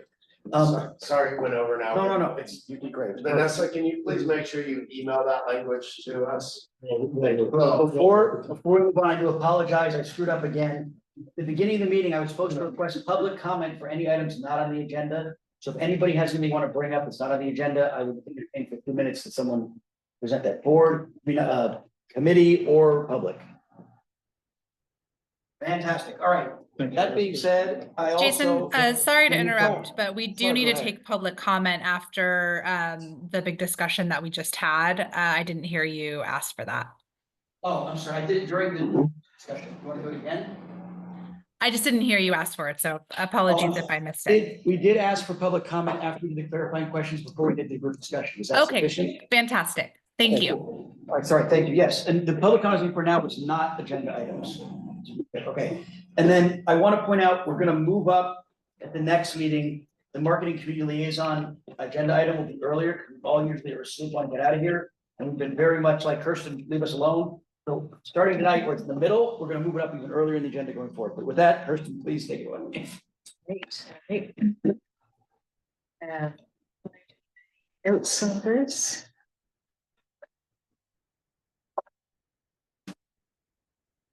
Okay. So number of things for our a reminder also to please fill out your CAC satisfaction survey. We'll send it out again. We do try to get responses from everybody, and we absolutely look at that and try to improve how we serve you all. So so please do that, and then we'll go over the results at our February meeting. We are going to be coming up on Earth Month pretty as sooner than we know it. In April, we're already starting to prepare for that because it's our busiest outreach season. So I'm going to ask you now in January to hold some weekends in April and May to come help us. So just already identify some weekends in April and May when you can come help us get the good word out about PCE, and then let us know what those weekends are. Appreciate that. Just gonna put that call out even earlier than we have before. And let's see, what else have I got? We are launching a new website. So that is going to be coming out later this month. So look for that. You may see a slightly changed logo. It's the same logo with slightly different colors, which are more accessible for people who are colorblind. But it's a nice website. We hope you like it. And thank you to the CAC members who gave feedback on that. And let's see. We're going to talk about this later, but could I suggest there's a working group that's going to be giving feedback. I don't know if they want to open it up to the larger CAC. Maybe they should at some point. I don't know. I just maybe you could ask Gwen if she wants more. Oh, the marketing beta testers. Yes. The Okay, I'll website? ask Gwen. Yeah. Okay. Okay. We are going to do a round of CAC recruitment this year. So last year, when we had vacancies in the CAC, we just went back to the really excellent candidate pool we had the previous year. And now we're on a schedule of doing CAC open recruitment every other year. So this is a year we're going to do open recruitment. And so also that means if you have any plans to maybe, or that you see in the future that you may need to step down from the committee, please do let us know so that we can plan for that in terms of filling those vacancies while we're in the process of filling vacancies over the next couple of months. So yeah, it's my request every year. If you see that coming for you, we hope you won't, but the earlier we know that, the smoother it goes. Keep going. We skipped the most important thing on the agenda. Oh, Keep that's going. all right. Keep going. I guess I screwed up. I was wondering what happened to that. Okay, great. Sorry, And Desiree. yeah, and that's what I've got. Anything I missed, Vanessa? Is there any public comment on that report? All right, there being none, thank you very much. Kirsten, I apologize. Kirsten, I'm gonna turn this over to you. I did not mean to do that to you, Desiree, at all. I'm sorry. I guess if you run and win public office, you also should tell them you're gonna do that so that you can know you're rolling off after serving for as many years since the beginning. Well, it's an excellent example. Desiree, of course, has stepped down from the CAC because she is now on the Burlingame City Council.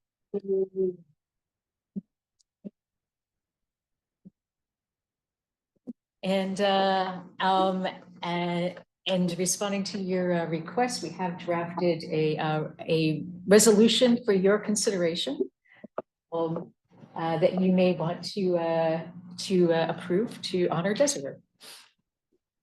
Can I read it? Sure. All right, resolution to honor the service of Community Advisory Committee member Desiree Thayer. Whereas Peninsula Clean Energy's Community Advisory Committee, CAC, was formed by its board of directors in 2017. The committee is made up of 15 dedicated community volunteers who give their time and expertise as community liaisons and advise on customer-facing initiatives. Whereas the Community Advisory Committee, CAC, and Peninsula Clean Energy staff would like to formally recognize and honor Desiree Thayer's key contribution to the organization. Can I add from the beginning? Can I suggest that? Oh, yeah. Whereas Desiree Thayer served as an active member of the CAC since 2017, assuming leadership roles as the CAC chair and lead of several working groups, Desiree lent her expertise to strengthen Peninsula Clean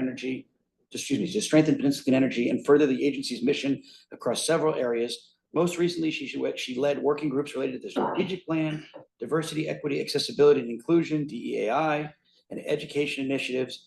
Desiree has also raised awareness and support for clean energy by developing youth education programs and community outreach initiatives. Be it resolved, the Peninsula Clean Energy Community Advisory Committee expresses their deep gratitude for the contributions of Desiree Thayer to the success of the organization. And I would like to add that to the beginning. I would move that we add that and pass this resolution. Second. Robert seconds. All right, just so I'm You're right there from the writing that beginning. up right here. Okay. Yeah, from inception. Or actually, that's not even true. From before inception. Yeah. From the beginning. Say from the beginning. Yeah, Desiree was an early volunteer who went door to door to businesses before we launched to help build support for PCE, even before the agency launched. Okay. I so move. Does anybody, let's have discussion. Does anybody want to amend this in any other way? All right, I so move then that we do that. And Robert seconded it already. So could I request a roll call vote, please, Vanessa? Oh, wait, is there any public comment? What does Desiree have to say? She doesn't have to say anything. If you want. Speech. That's right, you do it. We'll defer that till after, okay. So we have that motion. Could I please get a roll call? Diane Bailey. Aye. Stephen Booker. Aye. Joseph Chen. Aye. Michael Clausen. Aye. Kathleen Goforth. Aye. Melee Himui. Aye. Aurelio Huizar. Aye. Gail Lee. Aye. John McKenna. Aye. Jason Mendelson. Aye. Damanpreet Sarai. Gerald Schaff. Remy Tan. Aye. Robert Whitehair. Aye. The motion passes.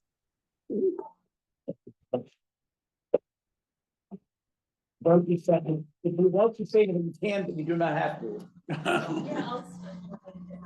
Yeah, we want to hear you, please. How was your first city council meeting? Yeah. Yeah, so I don't think a lot of you know the timing of when I kind of got involved with PCE, and it was because of the election 8 years ago. And I had done some volunteer work in San Francisco, and I was new to San Mateo County.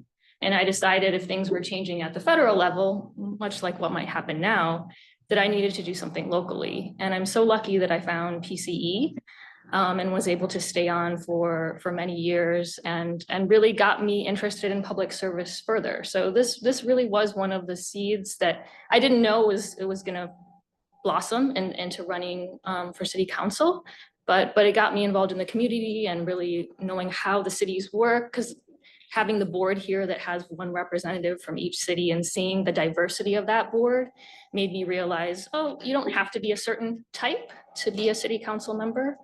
And so it really was the work here that I did and was able to partake in that really led me on this path. So I thank the staff and all the CAC members over the years for being on this journey with me. Thank you, Bill.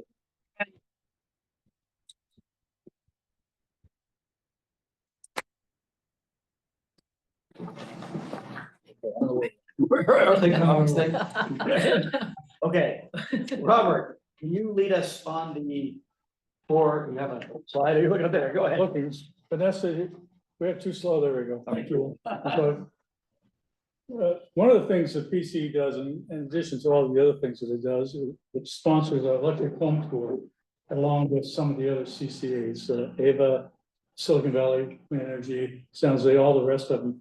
It's a very important thing to do that. In San Mateo County and Santa Clara counties this year, we had 40 homes where opened themselves up to see all the things they had.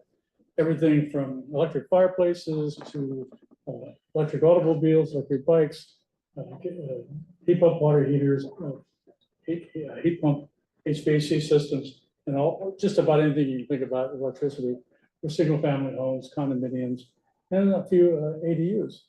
This has been going on for 4 years. I've been part of it in the last 3.5 years. It's under support and sponsorship now by Terra, after it was first started by Fossil Free Building Silicon Valley, when somebody, a member here, was the head of that.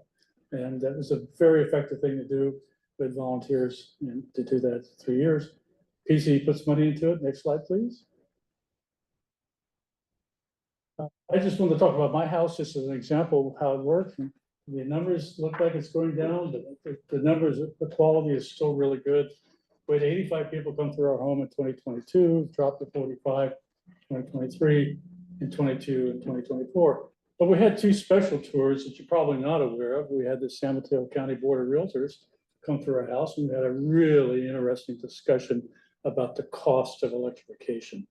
I don't know if you've seen some of the numbers that they're throwing around, but they're throwing around numbers of $250,000 to electrify your home. Well, there's a lot of reasons for why they assume a lot of things, and I don't want to get into it, but it was really helpful for them to see what electrification really means.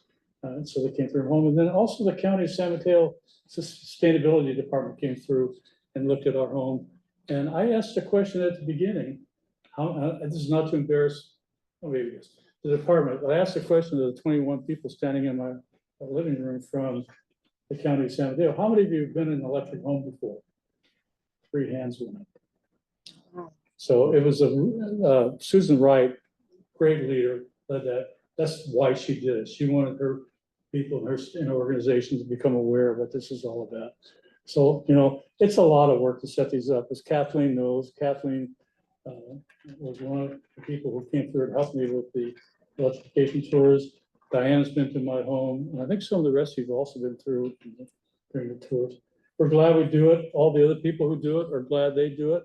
We're going to talk about whether we continue it. I kind of hope it does. It does take a lot of work.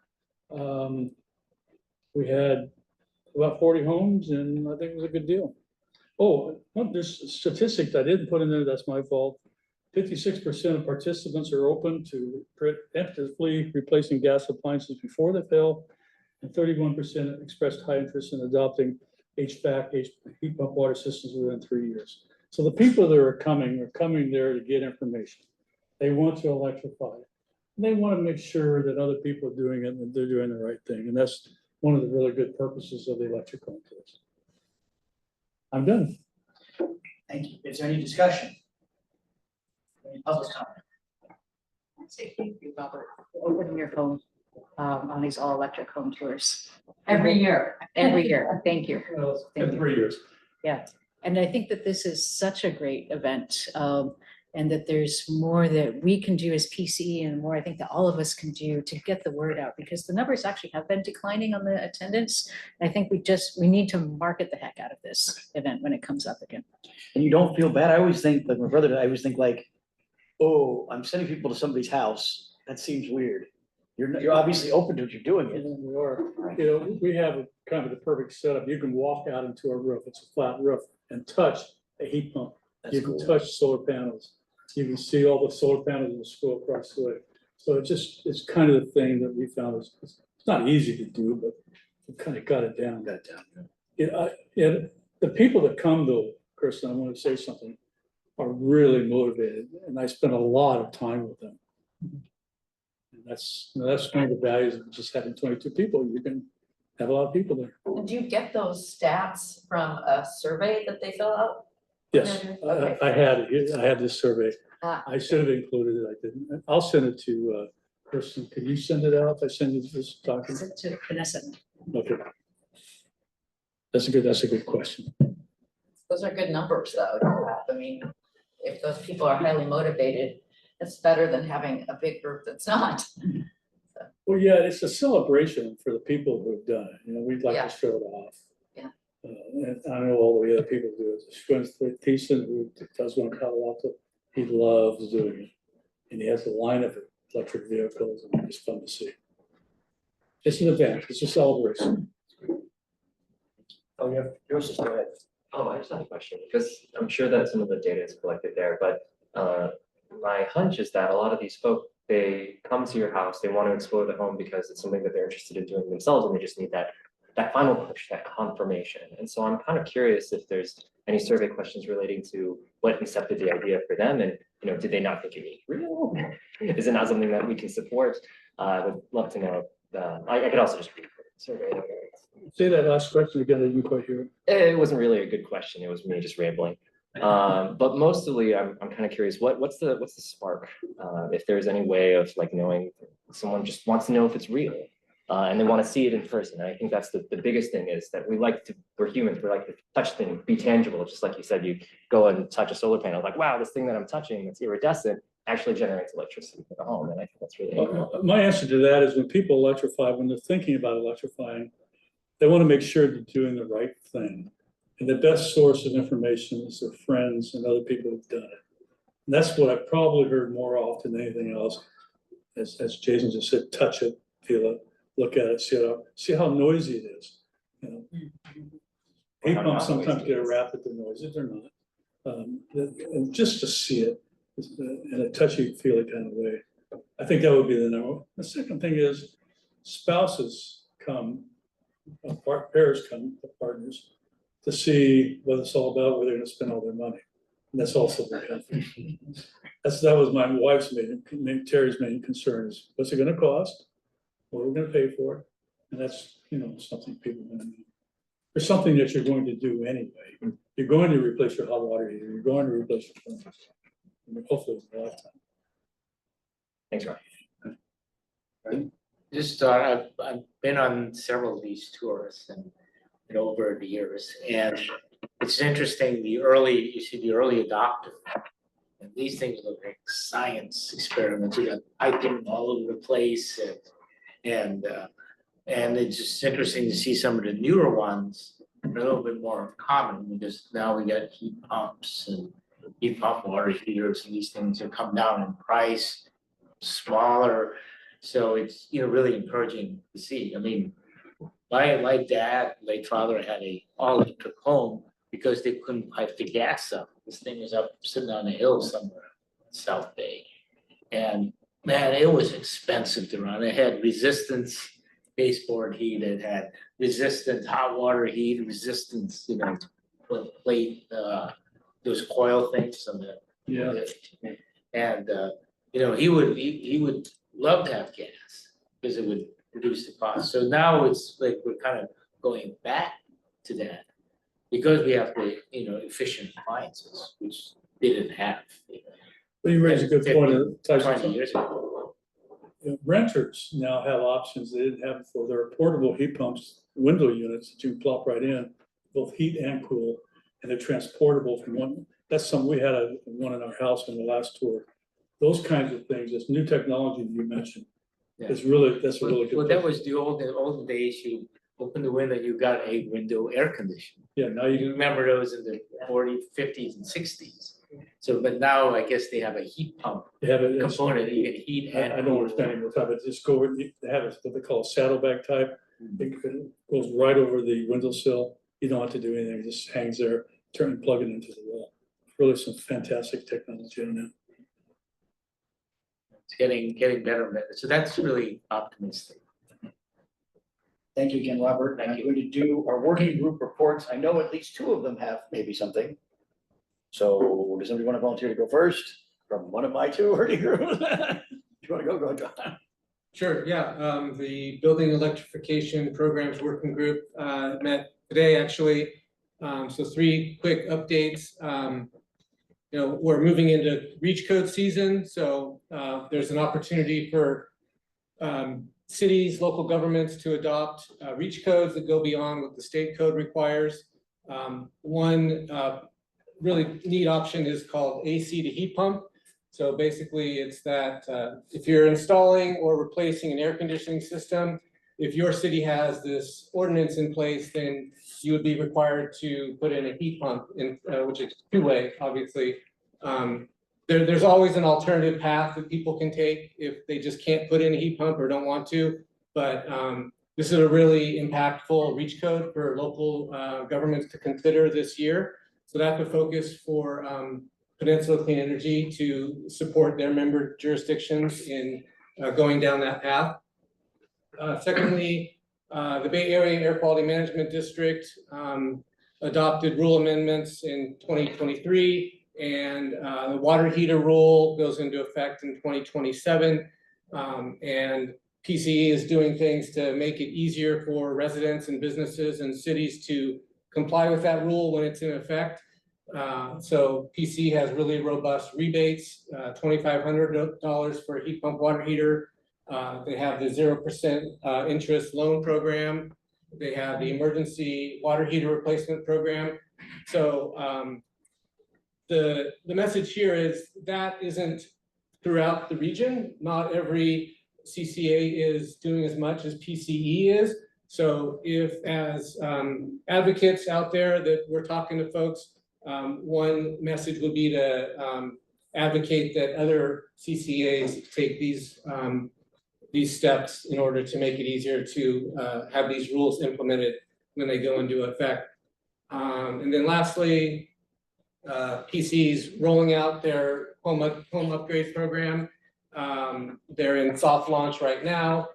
It'll be a full launch very soon once the website is completed and ready to go. But even in the soft launch stage, they've had 30 different home assessments scheduled so far.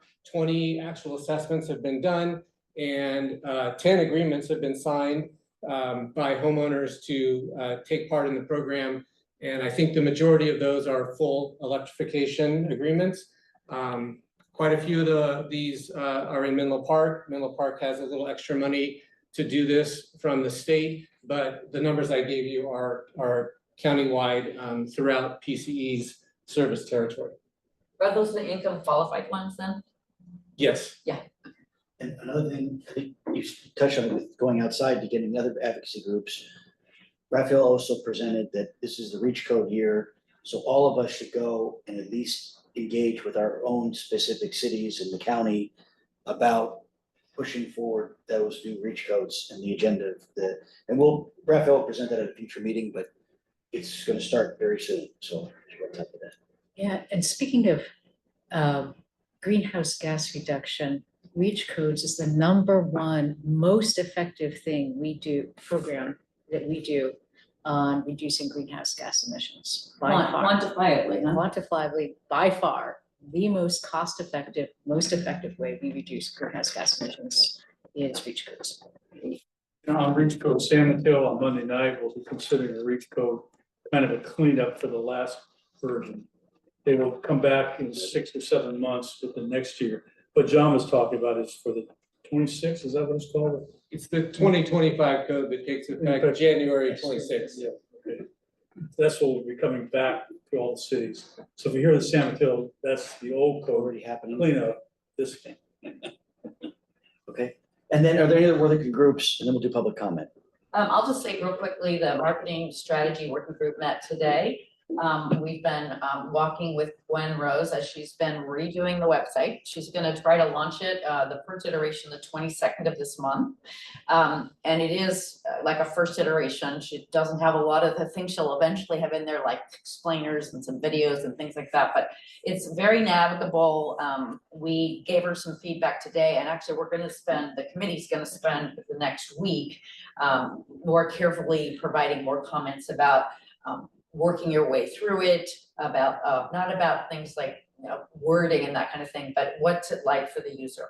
So she's gone through so many rounds of input with staff and all kinds that I doubt that she wants any more before the 22nd, but anyone would have a chance to comment on it after the 22nd. So we'll be getting her those comments, but it's great. It's she's right now working with the logo, as you mentioned, which is a slightly different shade of green that's ADA accessible. I didn't know about ADA colors until today. It's gonna be great though, and it's really gonna be, I can think, work so well hand in hand, you know, with the home electrification process that's gonna be coming up. So she's doing some great stuff. I think just quantifiably, she's taken the website down from like 1,300 pages to something like 200. So there's been a lot of work to do and material to condense. So we can look forward to that. So put the 22nd on your calendar. Strategic. Go ahead. Strategic work group, Desiree stepped down and she was gracious enough to meet with me last week because I'm the new lead of that group. There's nothing more to report. She's done such a great job. She's left in good shape. We'll probably coast for another 6 months. Thank you, Desiree. Thank you for being with me. So we'll report later. Okay, thank you. Are there any other reports? And I'll ask for public comment. What? In June. Any No, other- before that, Steve. Okay, is there any public comment on those reports? Online? Okay, great. All right, we're gonna be, I just thought, all right. I just want to say thank you for the salads. It makes the evening. Oh, it's great. Yes, they really do. I can sometimes hear the stomach growling, you know. Sure. No, it's great. I'm awake. It's wonderful. Yeah, and we'll do this every meeting. Oh, it's amazing. Thank you. Hey. Okay, Vanessa, are you gonna give us the report on the previous board meeting status update? Oh, sorry, I didn't say that right, but you got it. Jason, Oh, yeah, actually, I did have a report. I thought we gave it in December. go ahead. The transportation. So actually, we met on November 18th, so it was after our meeting. And so Carlos really gave us a good rundown on it. And so one of the things we have now an EV advisor to go through all the different EV programs, which are constantly changing. And one of the things that Carlos is worried about is I think the EV incentives may go away due to new administration. So he's encouraging people to get new used EVs, while the incentives are out there. And so the advisor is a big deal. It's confusing, and I personally called her a couple of times, and she answers right away, returns the call, so it all works really well. She needs to actually get a little bit up to speed on a lot of the programs because it's constantly changing. So that'll be one of the things for staff to make sure it's up to date on that, on all the changes. Recall her, what's her name? Do you know her name? I think Erica, is it? Yeah, we're contracting with Grid Alternatives to provide that service, which makes a lot of sense because Grid Alternatives is also the administrator for the Clean Cars for All program, or one of the other major incentives, so they can really help customers apply for both programs at the same time and stack those incentives because they're administrating our program and the other one. So, the other one, I think there was a e-scooter or with an e-bike thing that PCE had over in the fall or late summer that subscribed very fast, and then I think we talked about actually in the other group about the e-bike, what's it, the California Energy Commission had an e-bike thing, but it was so badly administered. Everybody who I knew who actually found out about it could not log on and get one. Yeah. So it was oversubscribed, basically.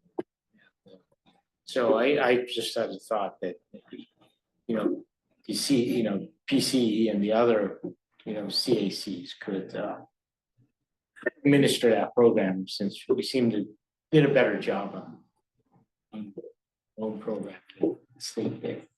So a lot of people felt kind of burned, and it doesn't engender good feelings with the state, similar to DMV or EDD or the other dysfunctional departments. Yeah. Thanks for the public comment. No, okay, then I'm gonna go back, Vanessa, I'm sorry, back to your report for what's going on. Sure. So last meeting, the board had a pretty short and sweet meeting. The main item was called Enhancing Customer Experience, Launching Integrated Support for Clean Energy and Electrification Journeys. And what that covered was basically all things that you've heard before, but kind of an overview and refresher on our shifting towards being more customer centric through our programs, our home upgrade program and expanded support, as well as our in-house call center, bringing that service to be run by PCE, as well as our marketing and rebranding work. And so I heard many of you through your working groups are supporting us through those items, and we thank you for your help there. We also wanted to follow up on the status of your wonderful recommendations that you made last year. And so you pull them up here. And so in December, we went back to staff at your great suggestion to provide a follow-up or response to better communicate how the staff and the board considered and implemented your recommendations. And so I sent the spreadsheet out in around early December, and I'll send it out again. But what this spreadsheet does is that it lists all of the recommendations that the CAC made in 2024. And then we asked the staff member or team to write back and provide an update on what the progress of that recommendation is. And so I'll go through it very briefly. The first recommendation was on the home upgrade program, which John just recapped for us. And so the CAC was very enthusiastic in supporting that program, and specifically recommended that for the emergency replacements, that staff prioritize electric water heaters, which staff wrote back saying that is the preference for the program, which is being implemented. Next is the electric vehicle managed charging program. So the CAC also supported the growth of this program, and staff wrote back after evaluating the results, saying that the participation and impact of the program was less than expected. And so they're pivoting that approach to focus more on rates and customer education. For the next few ones are related to account services. You all heard a proposed changes to the net energy metering cash out policy. And this was basically around compensation for solar customers who generate more electricity than they consume with their solar panels. And so your main request was to ask staff to consider doing outreach to the customers that are producing a lot of solar energy and doing some outreach to them to ask them to consider electrifying.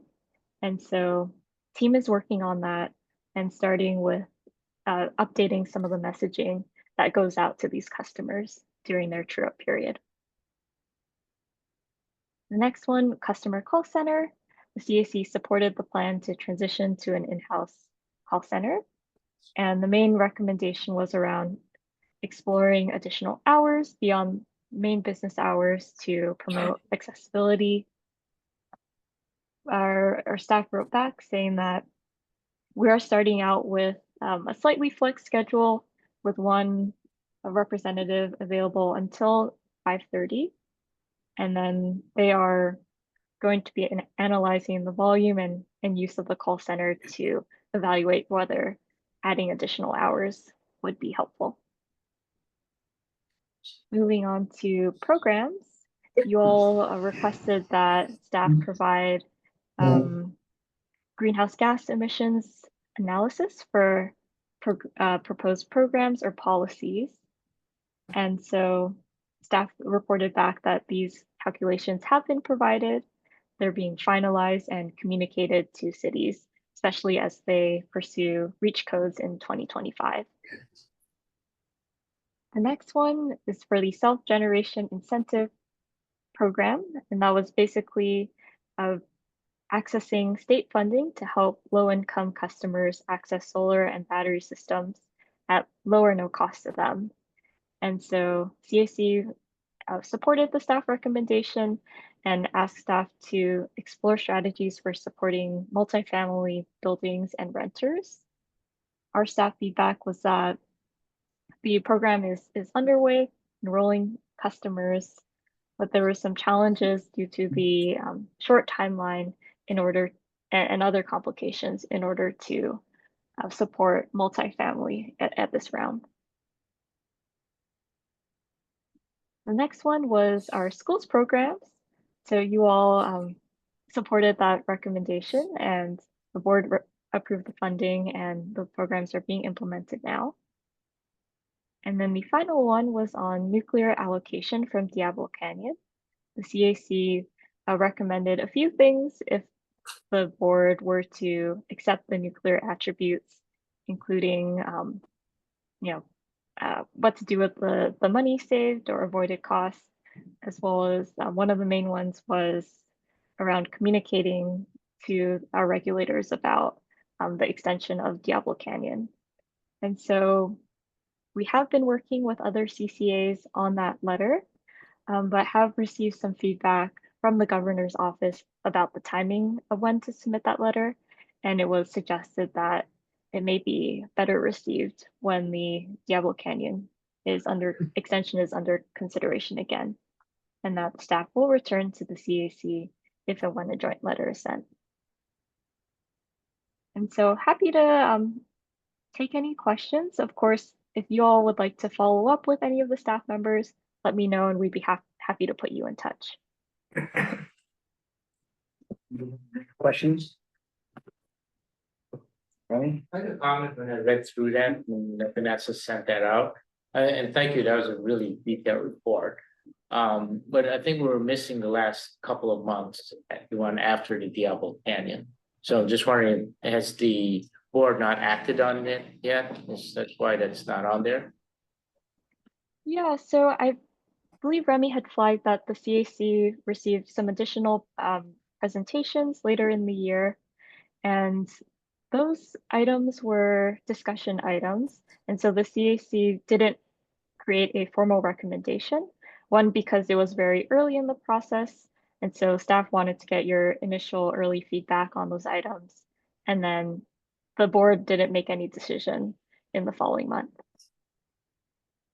Thank you for clarifying. We did one tonight, obviously, that we'll be adding. We did a lot of stuff. We did a lot of advising. I didn't realize how much advising we've done. So that's pretty cool. But I had two specific requests, which may or may not be appropriate. One was the charging program, the Phillip one, which is number 2 or 3 on there, that looks like may not have turned into anything immediately. It was part of a UC Davis study. Are the results or reports ready yet? And if they are, can they be shared with the whole group? And if not, can we request that they share with the whole group when they're done? Just because we were part of that bigger project. And even if the conclusion wasn't what we thought, then I still would like to know what the final results were of that, if possible. Can you request that? Okay. And then the second one was on you mentioned the report on what's actually happening with the reductions it's the down, I don't know what we called it, the GHG impact of programs and policies. And it says will be provided to the cities. Is there some way we can agendize us looking at that? When it's finalized or when it's appropriate, so we can actually see what's going on there? And just to get ahead of that, because obviously the reach codes are ongoing, starting now. So I would love for us to be able to, we don't know what those numbers are, it'd be useful to know what those are. Obviously, when they're ready to be public. And then finally well, that's it for me. Kathleen? Oh, I Well, was before you- gonna say, before you it's go fit right into our recommendation that it be available to the public as well as the cities. So my understanding was, I thought it was gonna be on the website or something so that it would be readily accessible. But I don't. Right, I think we should, I would like to formally talk about it too, as a future. I would like to do that at the next meeting. That's ready. You know it's right. Oh, I know it's down. Robert, go ahead, Robert. It would be an hour discussion. Okay, I'm gonna do it. well, let's talk about that in the next agenda item, because we have a few of those. We We have a major item for now. We have a big item in February already, but we can, but we may. We'll talk about it. We'll talk. Anybody else have anything? Anybody who hasn't spoken yet? Okay, go ahead, Ricky, sorry. But that self-generation program, it said it was not adopted. Is the board planning or the staff planning to move forward with that in the new year? Because it sounds like it was not able to be done in 2024. Yeah, thank you for the opportunity to clarify. And so the board did approve the self-generation incentive program assistance program, but the program is focusing on low-income homeowners, and staff, due to the reasons here, weren't able to pursue exploring it for multifamily. So the program is ongoing and enrolling customers, but the scope is limited to homeowners.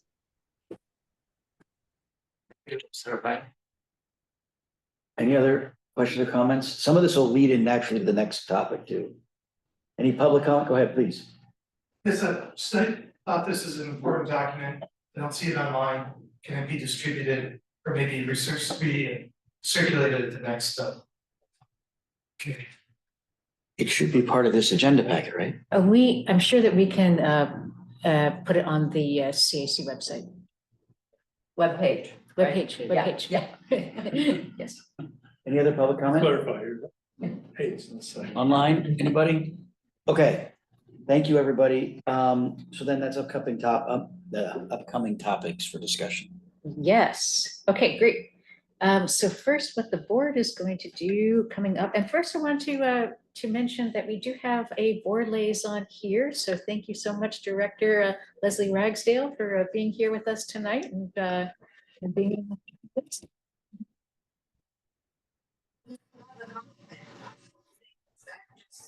So appreciative of this committee and the reports that we get every month from Cheryl and Jason.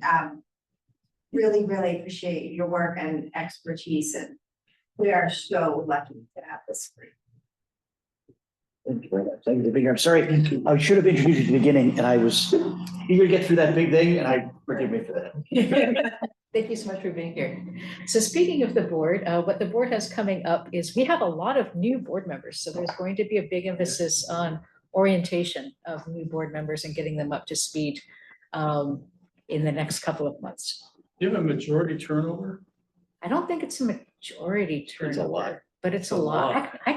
I don't know, actually. I don't, it's not a majority, but it's a lot. Yeah, there you go. And also losing Dave Pye, not just losing anybody, right? Yeah. Losing history and Jeff Alves. Speaking of Dave Pine, are there any original board members still left? Sure. Donna? Yeah, Donna, Marty, Yeah, you would know. Rick DeGolia. Yeah, there's a few. Yeah. That's good because that institutional memory is important. Yeah, it is. It really is. Yeah. So, yeah, and then in February, the board is mostly going to be focusing on the strategic plan presentation that you just heard. So that's going to mostly be taken up January. In addition to onboarding. Now, in terms of the February CAC meeting, you all recommended in December that we focus our February CAC meeting on Aurelio volunteered to make a presentation. Is that something you're still interested in doing, Aurelio? Yeah, I don't finish yet. No, it'd be for February. I'm not sure I finish by February. We can Okay. move to March. Okay. Okay.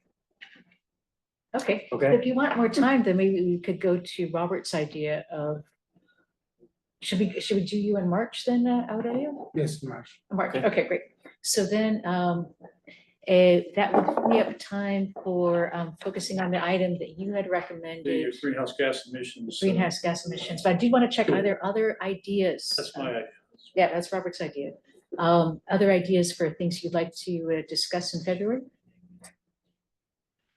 Oh, go ahead, John. Not necessarily February. I'm just gonna bring it up again because everyone asked me to. It's just have PCE consider who they're doing their banking with. JP Morgan Chase is one of the largest financiers of the fossil fuel industry. And they just left the Net Zero Banking Alliance. Oh, like everyone else. There's nobody Like left. everyone else. Yeah, doesn't exist anymore. We Yes. also, Thing to bring up. Diane, last time it asked for the IRA, how it can be protected and what's going on. For an update on that. If it's, you know what I mean? Yes, In terms of income yes. tax.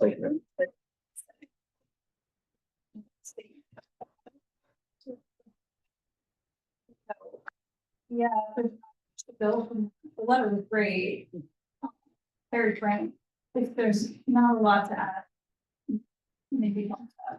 Yeah, okay, great. So greenhouse gas emissions analysis, banking, those are two good items. And then, Runner's report we'll do in March instead. right, yeah, and so I should have said what Aurelio was going to speak about was serving renters and customers facing disconnections and kind of the reality of those customers that Aurelio works with in his day job. Wonderful. I really do hope you will do that. So we're gonna hold you to March, Aurelio. Maybe we should leave open. Talk about this later, but something, if the website is active, maybe we can have a discussion about it. So we have everybody look at Yeah, it. we could. Everybody look at it and we can kind of beta test after it's already out. It's a little bit. Cool. Website And we're tour. gonna talk about the survey results too, The right? survey results Yes, you've got. I got that. And that, well, I mean, that could also be a chance to, well, anybody who wanted to expand on what they wrote on the survey, you know, or prompt a discussion. Exactly. Okay, so we got. Did we forget anything from our list from 2 months ago? It was something about education, but I don't remember what it was. Okay, let's see what we got. Banking, website tour. The education thing was your suggestion, Jason. No, I don't remember what it is. That's why I'm saying. I don't know what it was. I mean, there's a lot that we're doing on education. But Well, we'll get the thing, we can talk about it in the. Maybe he doesn't remember. yeah, You know, okay. but Schools? yeah, we do a lot with schools. We do a lot. It's okay. We've got plenty, I think. Is there any public comment, anything public wants to hear? Let's go over next month. Okay. Great. I want to get us up before 9. I thought we'd be up by 8:30. I blew it. So committee members reports. Are there any reports from committee members? Michael? Very brief report, and right before Thanksgiving, my Chevy Bolt EV was crashed into and destroyed. Unfortunately, we were not in the car. And so we went looking for another Chevy Bolt and came up with a Chevy Bolt EUV, an electric utility vehicle, which is 6 inches longer and 1 inch higher and 5 miles less on a charge. And we bought that, and it's a wonderful car. So if you're looking for a relatively inexpensive EV, consider the Chevy electric utility vehicle. Bolt. Second. You have what I do. I will point out for what it's worth, I also was crashed into, and everybody's fine. But I looked at the cars, the car I had was only a year and a half old. It's a totally different deal in just 18 months. And almost every dealer tried to convince me to lease, which I did, and to get the. If you want to buy it, do that because they're so eager to get rid of them now because they're so afraid that it's a good time to get an EV. Oh. If you can do it and you've got the gumption, the leases are unbelievably, I mean, someplace roughly like 15,000 off what the starting point was if you lease. So just look like Michael did and I did. Well, my car actually had been leased for a year and only had 15,000 on it. That's kind of where I was at, but yeah. So, yeah, I won't speak about how the insurance company took 2 months to send me anything, even though I wasn't at fault and whatever, but that's never mind. All right, it's 9:00. Anybody else? Any member comments? Just, I was in a conference call earlier with the third act. And there was a lady on there, Oakland, who was talking about electrifying her home. And this is one of the things that we had, discussed in the working group about the panel size. She said, absolutely, she had all these electricians come over and said, you gotta upgrade that panel to 400 amps. And she said, can't afford it, and managed to keep everything under 100 amps. But she was using some battery, like an induction stove that had a battery pack, so it can boost the power to the, the efficient induction level and still plug into a 120. The downside is that unit's $6,000. But there's another one I looked at, in the city that was also around 6,000 just for the cooktop. So they're frighteningly expensive. But then you think about it, if you have one of these there, and eventually they'll probably come out with water heaters that have these battery backups, so it can be more efficient, and washing machines. Yes. So then each one of these will have 3 to 5 kilowatt hour battery thing, which is enough to test a power wall, which I think those things are expensive last time. So actually, if you look at the whole thing, plus you don't have to upgrade your panel inspection on a bad thing. So hopefully, as these come out, they'll come down in price, and we don't have to worry about the panel upgrade. But the other thing is, just seeing something like Third Act, and they're getting involved in this stuff. So I gave my information, said we can cross pollinate. So hopefully, staff will reach out to some of these other organizations that are, in the climate, greenhouse gas sphere and kind of cross pollinate. I'm not gonna ask for more reports because it's 9:58. So thank you very much.